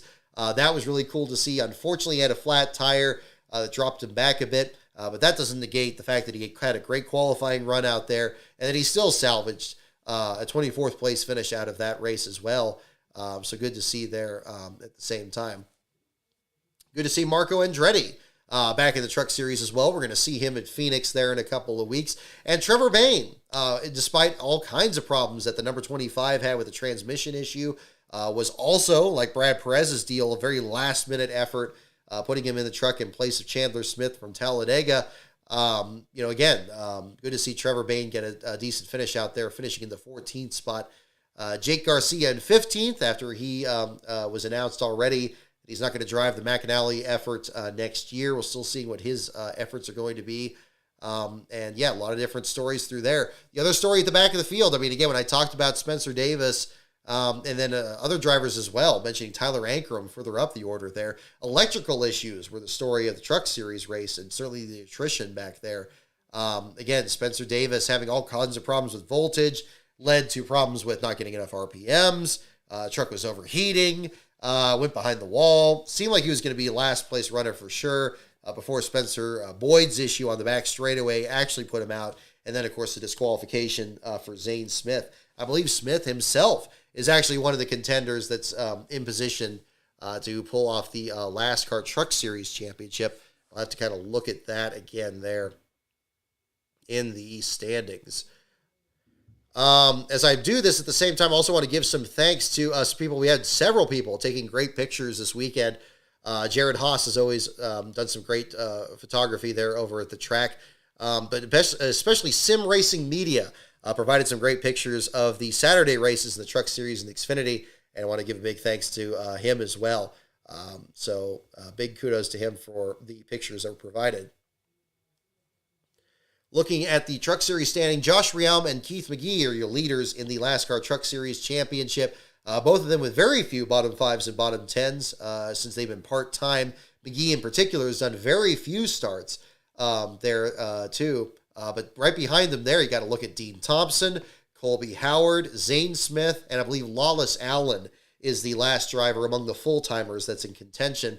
Greg Van Alst and Stephen Malozzi are technically in contention for it, although they're not expected to run at Phoenix. So that's at least the report I'm hearing. Van Alst for his injury, and Malozzi, I believe the Outback sponsorship hasn't extended to the championship. We'll see if that changes. I don't know. But from what I'm hearing, that's not changing at the moment. So it could be down to, what's that? 1, 2, 3, 4, 5, 6 different drivers going for the championship. And yes, it could very well be Zane Smith. 1 year after winning the NASCAR Truck Series championship, he may well walk away with a NASCAR certificate. And this is the first standing that we could really look at and break down that way, given the fact there's only one race left So that's going to be the story looking forward here, too. Spencer Boyd came into this race with 6 bottom 5s and 11 bottom 10s, which is more than twice the amount that Josh Rialm has as your leader. However, by his last place finish going away, that has taken him out of last car championship contention, so he will not defend his last car championship. The best he can do is work his way back up to about the 4th seed there ahead of Colby Howard. So that has single-handedly changed things. So imagine that. The disqualification for Zane Smith has created the possibility of a champion potentially being a last car champion the next year, and has also eliminated a last car champion from defending his title. Such are the changing fortunes of the last place battles there at the same time, too. So, yeah, and again, big thanks to everybody that was sharing pictures. I know Ed Loves NASCAR has also shared pictures of Ryan Newman's last place run. Again, heartbreaker there for the 66 team. Too bad to see them fall out, but glad to see some interesting pictures there from the track. Would love to cover Homestead one of these days. We'll see about that, these efforts there. Interesting with Newman, I didn't mention this in our Xfinity portion there too. First time that having Newman finish last in a Xfinity Series race since 2007. Obviously, also the first time he started one since 2012. I think that's just been absolutely remarkable there too. Obviously, it's been a while since he's competed in it, but still another kind of interesting measure of the driver's career. So we will find out. Cash K Enterprises, you have a very good question. How pissed would you be if somebody got disqualified at Phoenix after you had the certificate? That's all you could do. Yeah, you know, if the person's, I mean, I'm not going to chase down somebody. I mean, everybody's, by the time disqualification comes in, all the teams have left. Certainly any of the teams that haven't won, you know, they're going to be gone. And probably the race winner, too, at that point. So at that point, yeah, I'd have to just mail it that way. That would be the situation. So they would kind of get away with a freebie for the person that didn't win the last car championship. I'm not going to be demanding it back there. That would be a different situation there, too. So that would be one to talk about at the same time. But, yeah, so that'll kind of be the story there at the same time. So we got some show and tell here a little bit. We'll do some trivia questions here. So I got some questions about that. Any other questions you'd like to ask about the race weekend here or anything I didn't cover? We could certainly get into that. I'm just going to kind of pull up this here. Yeah, I love the video they posted of Bubba Wallace requesting a Dr. Pepper towards the end of the race. I'll tell you what, I know it's a great it's a brilliant sponsor promotion, but they made that just look just delicious. I'll tell you what, that made that look so refreshing to put it in the drink bottle there. Yeah, overheating. Yeah, it's still listed as the reason Burton fell out. We do not have word on inspection yet.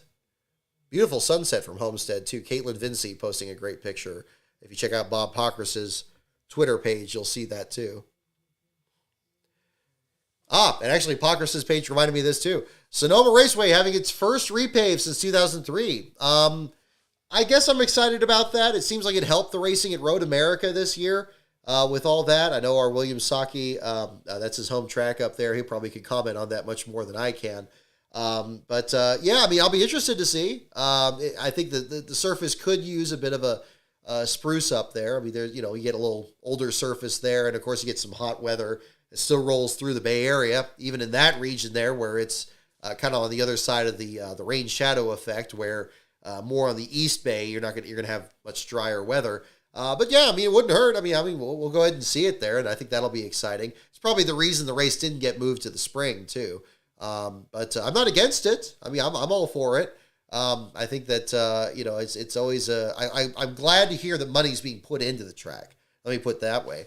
And I'm very happy with the new track president there. She seems like she really, Jill Gregory seems like she really knows what she's doing over there. She's got some ambitious ideas for the track. I love what they did in turn 11 with the new hospitality out there. I think the repave and the new color scheme that they have on the track is another nice step forward there. Yeah, we'll see what happens. But yeah, we'll do some trivia here in the meantime. Let me shrink this down, and we'll bring our 1990s deal out here. If you guys want to mention which category you'd like, we'll go ahead and do that on the little deal here. So NASCAR, pits, teams, tracks, drivers, and the wild card. Those are our categories. NASCAR, pits, teams, tracks, drivers, and the wild card. Yeah, 2003. That's right, Charles Peterson. That's what Pockrass's page says, at least. I know I can't remember the last time it was repainted. I thought it was 2001 when they redid the chute, because they redid there was the Budweiser bottleneck, and they made it like a real long curved turn in 98. And then in 2001, you had that really straight, I guess it was 2001, where you had the really straight line and the kind of switchback at the end with the hairpin there that you still have today. I always figured that was the case.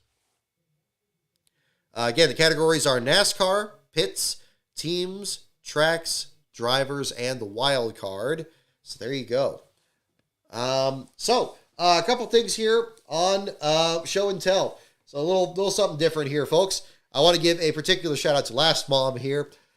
We got the Lascar hat that I was wearing on the show up until last week has been cleaned and completely revitalized. So this is a effective, take a look right here, completely cleaned up here after all my after being on this forehead for plenty of time there.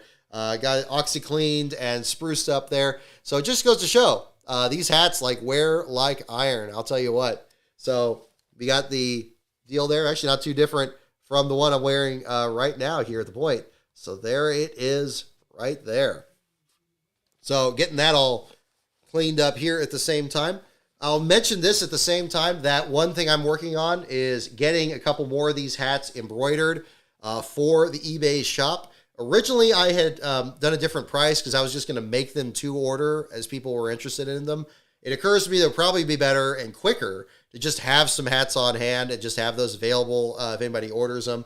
Anybody that orders any one of these hats, I'll throw some goodies in the box there too. But these will be available on the eBay page. It'll have more of the color on this hat here, kind of more of the reflective orange, but very similar to this too. And we'll also do it more with the canvas backing on it there. I like this kind with the breathable backing here because it's just kind of more comfortable in-house here.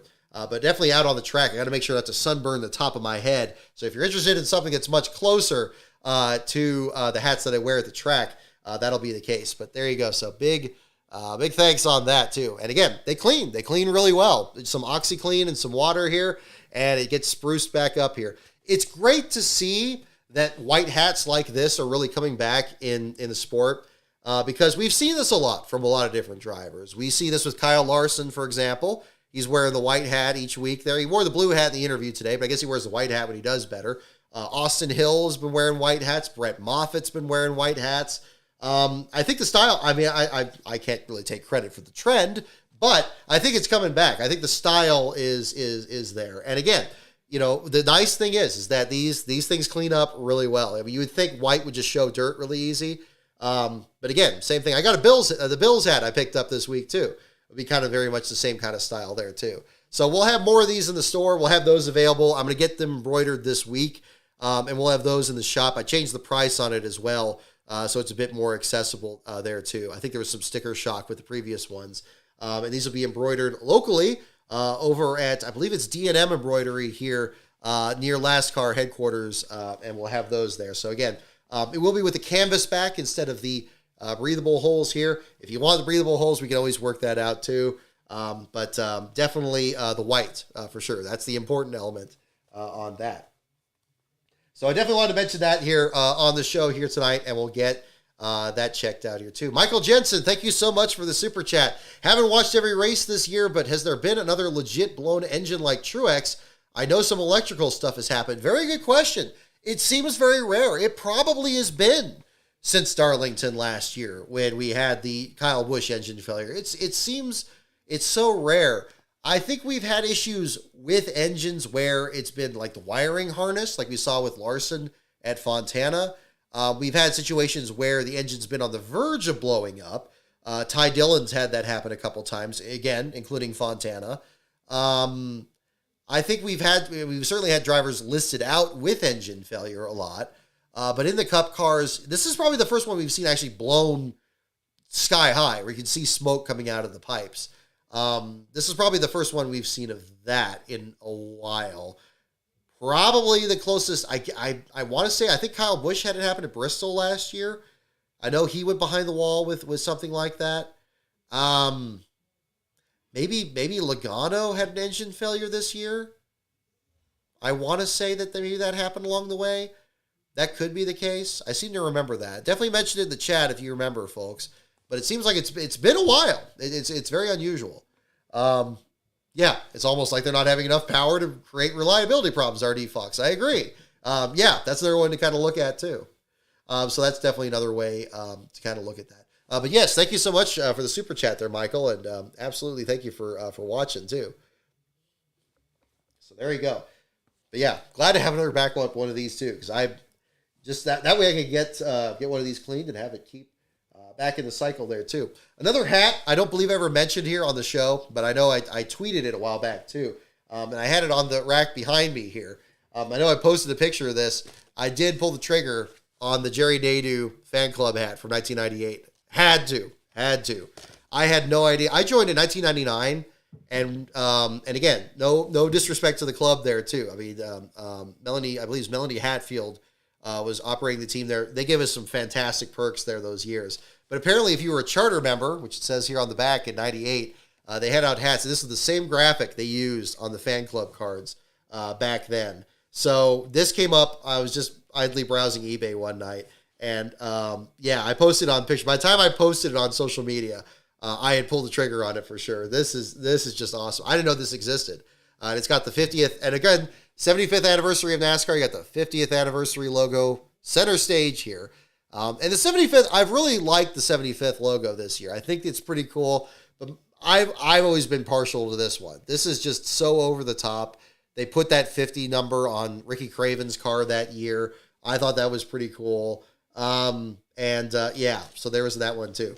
So that's another hat here in the collection. And it kind of goes to the other Jerry Nadeau hat I had too, which is more the Victory Lane Michael Holligan deal here in 2000. So we have that. So, yeah, just other things I like to kind of put on display. Oh, yeah, Kyle Busch blew up at that race too. There you go. That's another one. Jerry Nadeau. There you go. That's going to be too ingrained for me to not say Nadeau anymore. Or Nadeau, emphasizing the do even more. But there you go. Alrighty. So where are we with the categories here? We'll see where we are with that. Where are we on the show? Oh gosh, we're already hour 40 in. Okay, thank you so much for everyone for tuning in. I know it's been kind of a longer one, but we had plenty of content to go over, which is good. I feel like the last few shows have been a little flat. So this one here, hopefully it feels a little bit better. I know there was a lot more to talk about here in this one, but that was definitely the case. Alrighty. Let's see. Where are we with the categories? Drivers. Looks like drivers is the leader here. Yeah, I think drivers is the correct one. So we'll go and do some drivers questions here. Yep, hang on. There we go. Drivers. Alrighty, here we go, folks. First question in the drivers category. Who was the first rookie to win a 125-mile Daytona 500 qualifier in 1963? Don't look it up. Go ahead and just check. Go ahead and check your memory and find out. Don't look it up. Who was the first rookie to win a 125-mile Daytona 500 qualifier in 1963? Hey there, Turbo 14. Thank you for tuning in. Mispronouncing it in terrible ruckus. Yep, I'm glad you caught that, Death Killer. You're probably the only one that watched those videos that closely. But yeah, Jerry Nadeau, tapping into the Rick Allen approach there of the broadcast. Who was the first rookie to win a 125-mile Daytona 500 qualifier in 1963? That is the question.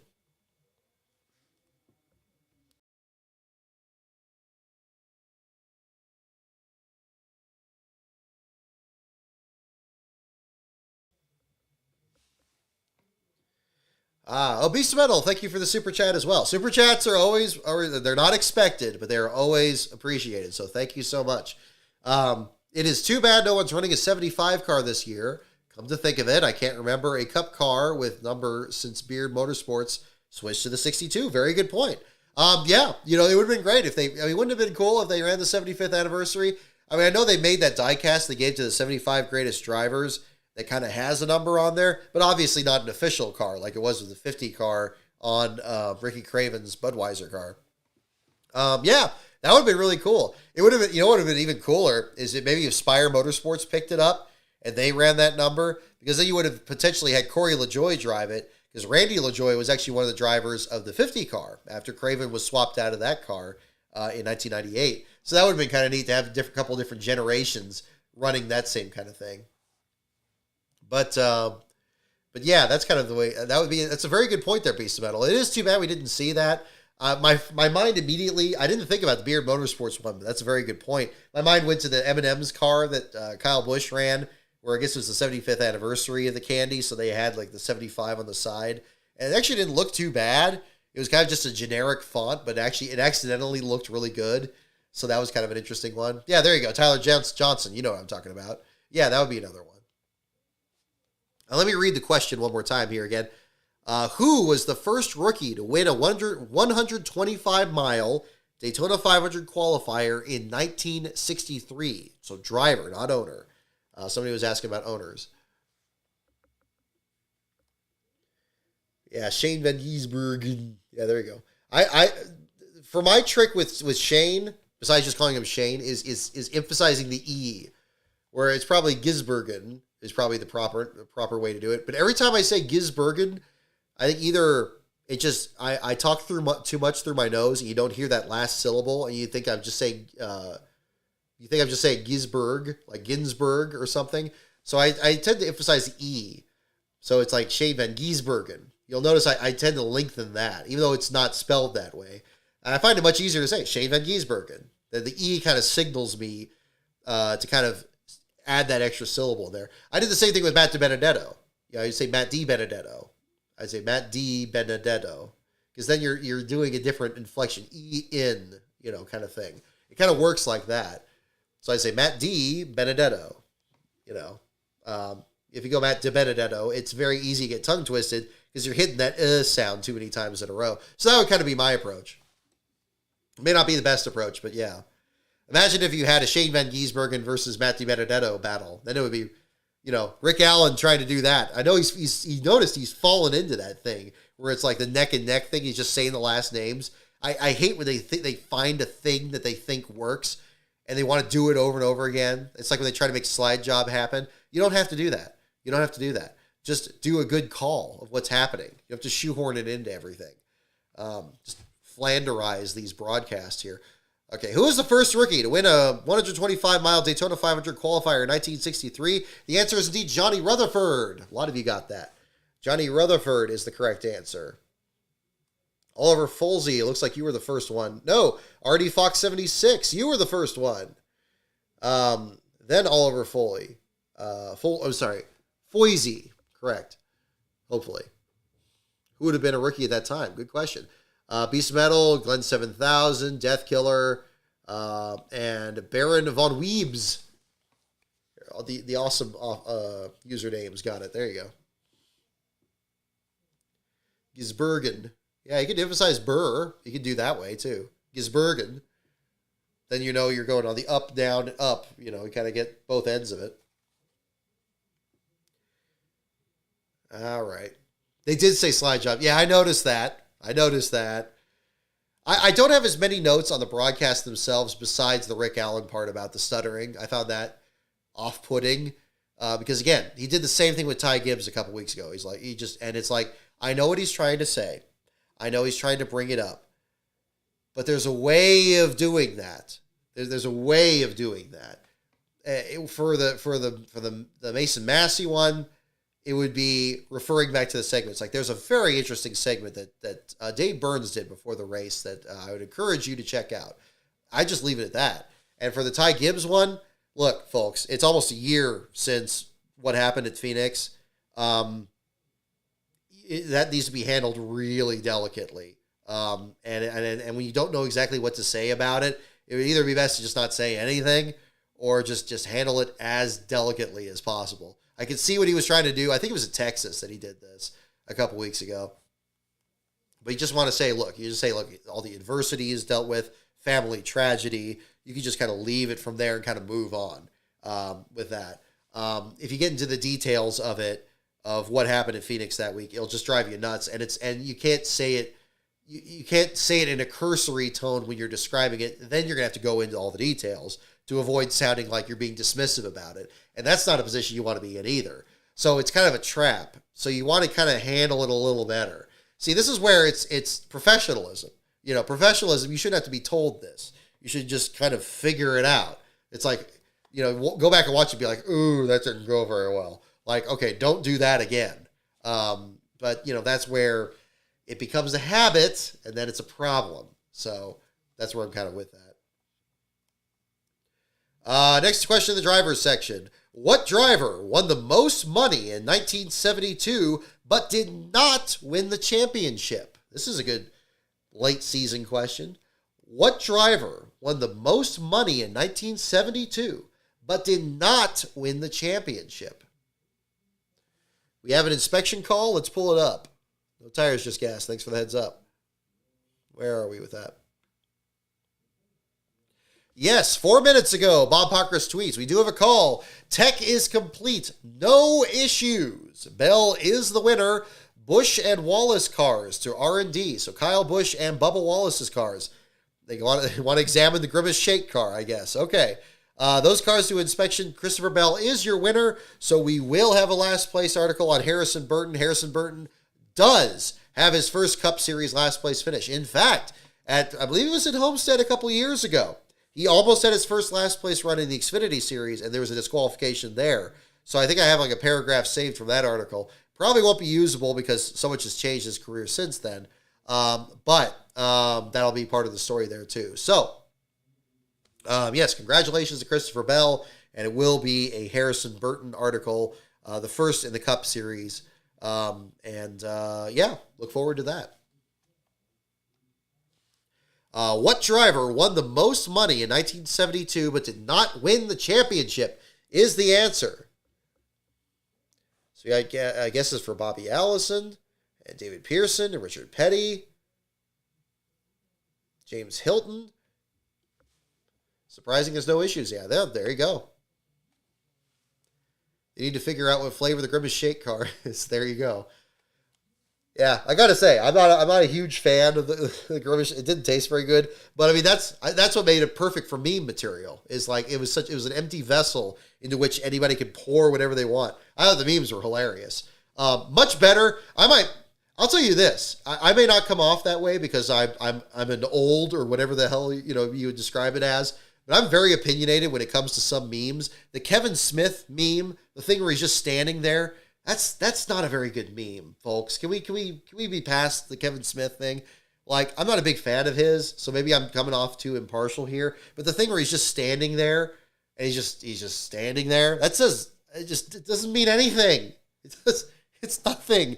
And I guess that can be funny, but to me that feels like we're just one step away from laughing at a leaf of lettuce. Like it's just like, oh, lettuce. I mean, and I know that's silly coming from me, where not only am I old and out of touch, but I laugh at the E meme because it is funny. Because it just is. I'm sorry. I mean, you put E out there, okay, sure. But the other meme that really gets me is the to be continued meme where the little arrow shows up at the bottom of the screen. Everybody always does that one wrong.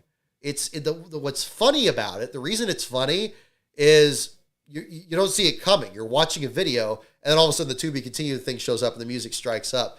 All these ones where the music plays earlier and you're teasing it like something's about to happen, it ruins the whole experience because now you're waiting for something to happen. And then, of course, the montages that play a whole lot of them in a row, I mean, that ruins it already. But it's ruined further by playing it earlier because, now you're just like, oh, you're waiting for it. It's like that violin music that steps up in like a horror movie.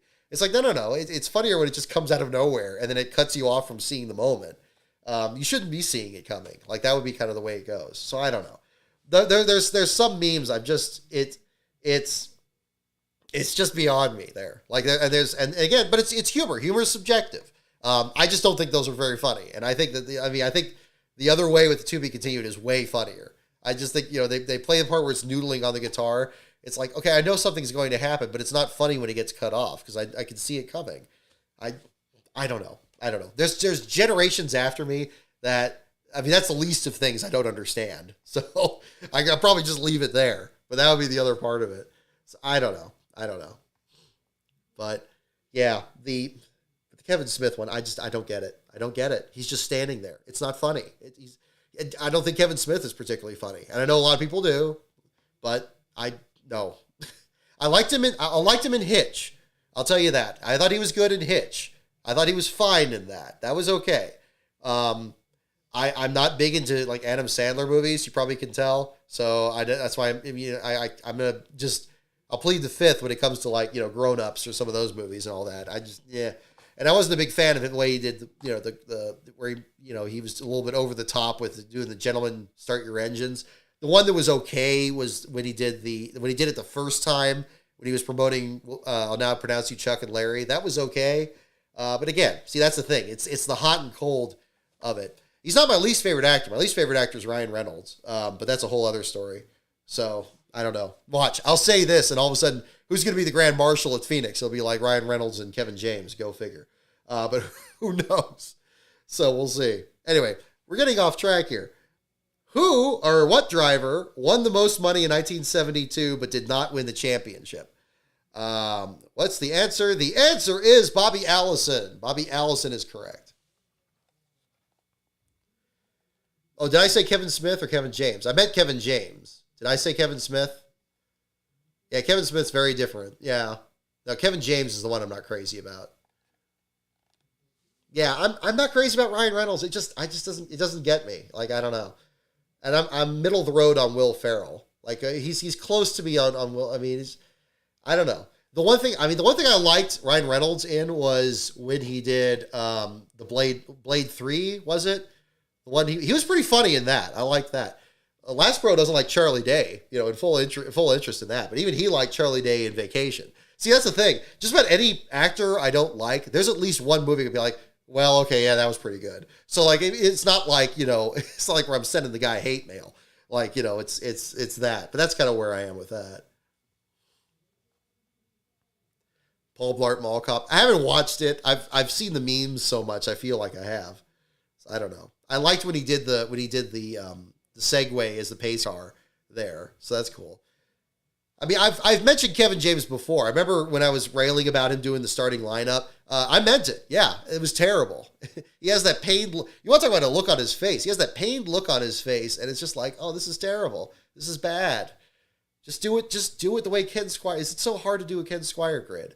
Is it so hard? They're going out of their way to not do that. I don't know.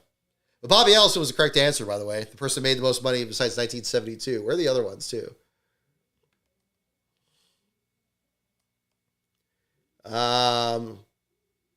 Yeah, Brian Davis. I think you were the first one.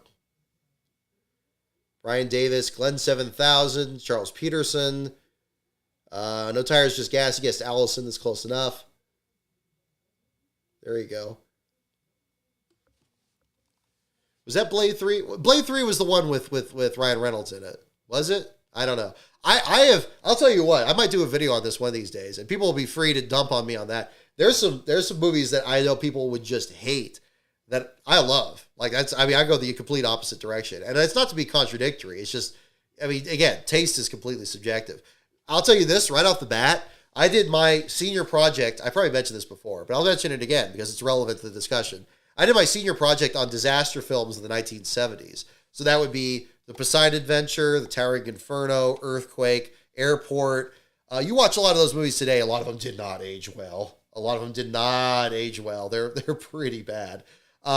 Except for Towering Inferno, unfortunately, with the post 9/11 world, it's not as popular. I still think it's pretty good. But Poseidon Adventure, I think, is still the best. That's the gold standard. And a lot of the modern ones I really liked. I liked Twister. I liked Daylight. I loved San Andreas. The Rock in that one, that was really good. So my taste goes all over the place. So that's kind of part of it too. That would probably be a fun video. That's a lot of back here is like that. One of these days we'll probably, I need to just do a video on this because that'll kind of give you an idea of what goes on in here outside of the shows here too. Yeah, Driven's not very good. There's that too. Was it Jessica Alba in that? Was that? No, that wasn't. It was Jessica Biel in Blade 3, isn't it? Because, yeah, there was that. I don't know. All right, well, here. We got inspection. We'll just do a couple more questions here and we'll wrap up. Oh, this is interesting. I don't think we've had this one before. What driver from Bogalusa became the 1976 NASCAR Winston Cup Rookie of the Year? Let me read that again. What driver from Bogalusa became the 1976 NASCAR Winston Cup Rookie of the Year? I may do a video on that. That would be kind of fun. I need to do something like that. The problem is I have 3 videos, literally 3 videos right now I have recorded, and I'm in the process of filling the timelines in. I just want to get those done. I just want to get those up. One of them is 500 Days, Episode 7. I mention this every week. One of them is the Mike Harmon video on the trailer theft in 2020. And one of them is another project that came up here just in the last month that it has nothing to do with NASCAR. It was just something I was researching just in my own curiosity, and it ended up being a rabbit hole, and I'm like, this should be a video. I will advise you, it is entirely different. If you want to know more about that, I mentioned it in the Patreon, patreon.com/LastCarOnBrock. You'll get the details on that. Those are 3 videos that I'd love to get one of them done before Phoenix. I think that would be pushing it. We might, because 2 of them are shorter. 2 of them are much shorter than the 500 Days episode. But we're in the process there. But yeah, something like that, something just a little fun like that, or maybe it's just me talking. That would be easier to do. I'd like to do that. I probably should do more of that. I don't want to come off too impersonal in my videos, but that would be something else to do. So yeah, we'll probably do something like that. So look forward to that. Whatever I do, those of you at the Patreon, $5 level and up, you'll get advanced access to those videos. So you'll see those before they get live. And sometimes I'd like to also do videos that were just for the $10 level. So work on that too. So we've had a few things in there. I want to kind of beef that up. That's a long-standing plan though. So we'll see where we go. Let me read the question again. What driver from Bogalusa became the 1976 NASCAR Winston Cup Rookie of the Year? We got guesses for Skip Manning, Bobby Isaac, Savannah Tandy. Okay, Skip Manning, Terry Ryan, Reba McEntire, Lenny Pond. The one with the quarter. Yeah, that is. There you go. Jessica Biel and her iPod. Yeah, that's the one, Beast of Metal. There you go. Yeah. Brockagoon, Beardagoon. There you go. All right. What driver from Bogalusa became the 1976 NASCAR Winston Cup Rookie of the Year? The answer is Skip Manning. Skip Manning. A few of you got that. Clint Will, you got it. Skip Manning is the correct answer. Roland Emmerich connoisseur, yes. Not all of his movies. I mean, okay, well, I really should do a video like this. I'll either do a video like this or a stream where I'll try to just talk about stuff like that. It would probably be fun to have an interactive component. But yeah, I love Independence Day. I don't care what anybody says. I love that movie. That movie is so much fun. I mean, it's you know, I know Will Smith is Will Smith. I know the effects are the effects. I know that it's over the top. I love it. I love over the top. I want that America F yeah kind of movie. I want something like that. And I do love Team America. I like that, even though it's not Roland Emmerich, but it's definitely inspired by a lot of it. I like Day After Tomorrow. I like 2012 is clumsy and messy. I like parts of it. I didn't like several of the plot points in that movie were really stupid, and I really didn't like it. It took me out of it. Some of the effects aren't bad. So that one's not very good. The last one they did was awful. The Moonfall one. Oh, that was terrible. Terrible. We saw that, Last Bro and I saw that before The Clash. Last year. It would have been last year. Laughably bad. Laughably. Like Mystery Science Theater bad. Really bad. Like, you know, that's the thing. A lot of disaster films I see, I'm aware that they're not very good.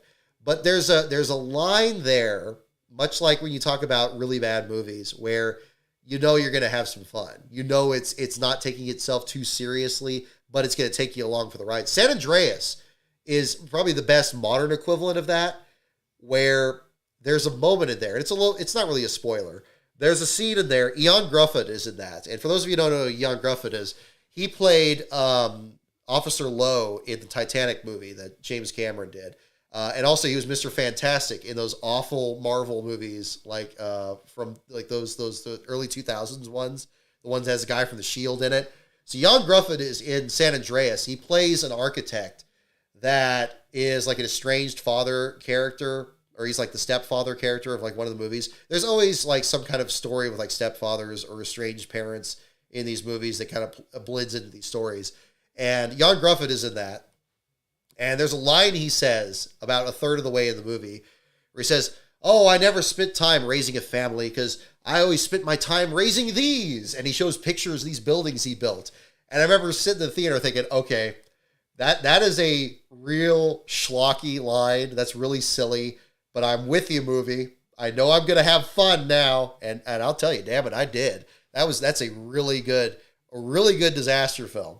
It may be The Rock. I know The Rock's in everything, or at least, well, maybe less so now, but he certainly was in the time the movie was out. It's really good. It's the closest to the great 1970s disaster films and the few really decent ones in the 1990s that you can get, I think, out of the modern movies. A lot of the other ones that have come out around this time, they're not nearly as good. And it's not good in the right ways there, too. I'll tell you another movie I like that I know a lot of people hate. I like Jurassic World. Not the second one. Second one was terrible. First one I thought was great. Think about it, folks. The only thing that they didn't do in Jurassic Park was open the park. And I'm like, okay, this is great. They're going to open the park, and it's going to be awesome. I liked the brother characters. They played off each other the same way my brother and I would. I thought that was very realistic. I'll agree with a couple of things though. I thought what they did with the babysitter was wrong. I thought that was way over the top, and that was stupid. I know a lot of people bring that up, and that's true. But I don't think that ruined the whole movie for me. I thought a lot, and I didn't care about the person running in high heels. That's splitting hairs. Who cares? It's a movie. But I liked the realistic aspects. I liked the aspect of Jurassic Park as a zoo. I loved the concept of Jurassic Park as something that exists in the future and people get bored with, where it's like, oh, this is like a kid's thing, and like you got older kids that aren't into it.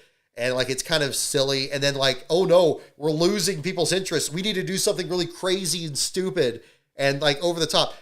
Believe me, folks, if Jurassic Park ever existed, that is exactly what would happen. That's exactly what, it would happen the exact same way, folks. They would do something stupid and dangerous, and everything would just crumble around their ears. And then you got people saying that, oh, it didn't happen. That's just a conspiracy. And then that's what would happen. That's about the only thing that was missing from the movie. That's why the second one was terrible, because it was outside that sphere. Once it got outside of that, no, it was awful. The second movie was terrible. Did they do a third one? I don't even remember. Or was it? I guess they did, didn't they? I guess they did. Was it just the two? I know the second one was bad. If they did a third one, that one was awful too. I don't even remember it. But yeah, the first one I thought that was, yeah. Earthquake with Charlton Heston. Yeah, Clint Will. There you go. That's a good one. Anything that has George Kennedy in it is good. I like those. How about the Airport series? Yeah, my thesis was entirely on the Airport series, but I watched other movies because I wasn't sure what the theme was going to be, and then I focused on just those 4 movies. So those are good. Have I seen The Arrival with Charlie Sheen? Yeah, love that movie. Love that movie. Glad 7000. That's really good. Have you been to the ruins, my friend? I've seen the sequel. Last Bro made me watch that. That sequel is awful. But the first movie is really good. There's a lot of movies from the 90s that were like thrillers. Those are really good. The Game with Michael Douglas. Nick of Time with the guy from Johnny Depp. That's a really good one. Hard Rain is okay. That's with Christian Slater. Broken Arrow with Christian Slater and John Travolta. Those are more action movies than thrillers. Those are all really good movies. Those are good. Yeah, that would kind of group that in there. Those would be a lot of fun. Those are good movies. And I didn't like 10,000 BC. I wasn't crazy about that one.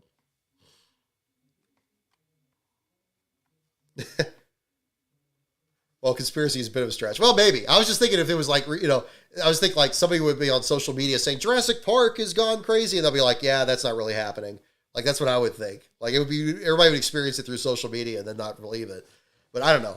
But I fully believe. I loved it.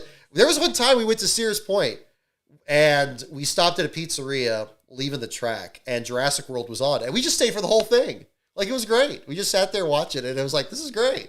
I forgot how good this movie was. People say whatever they want about the effects and the shoes and the babysitter and all that. And like, that's how much of a portion of the movie is that? Like, I don't know. Maybe the effects, but I don't know. I'm willing to forgive bad effects if it's like a good story, and I thought that was fine. I loved it. And it made a lot of money. And I know that's not the ultimate measure of if a movie's good, because there's a lot of movies that made a lot of money that are just crap. But there you go. How about one more question? I feel like I've said too much, but that's okay. Airport 79, the Concorde. Oh, that one's really goofy.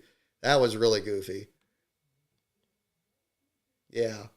George Kennedy and all that. Let's see.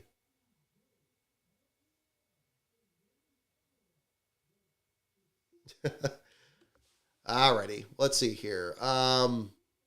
Dominion. Was that the third one? I guess there was 3. Oh, that's right. It was Jurassic World, it was Fallen Kingdom, and then Dominion. So there were 3 of them. Okay, I remember very little of the third one.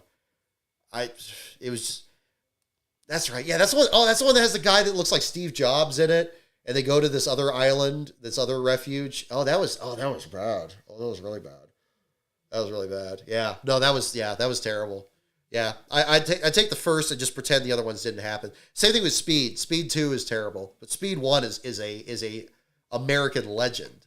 That first movie, it's not really I never count terrorism as a disaster movie, which takes out a big chunk of 1990s movies, because then you have Speed, you have True Lies, you have Die Hard, you have Die Hard 2, Die Hard 3. I don't count the ones after that.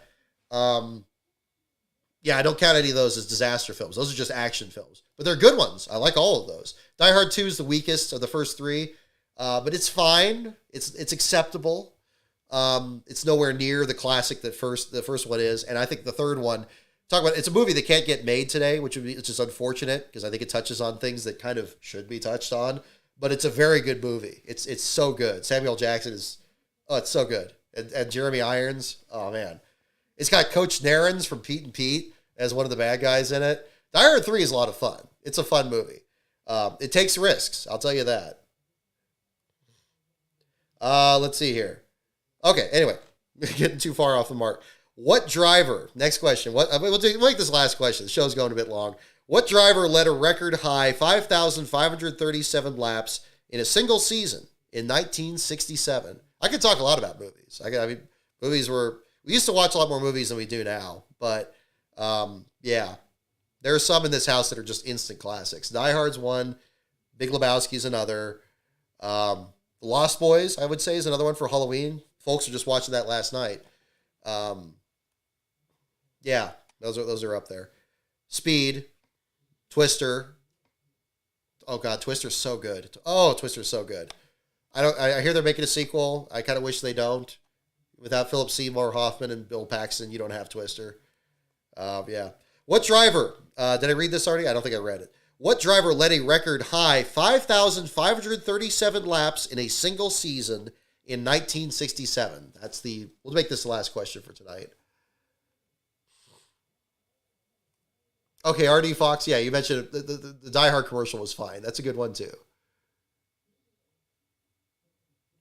Super Mario Brothers, oh man, yeah.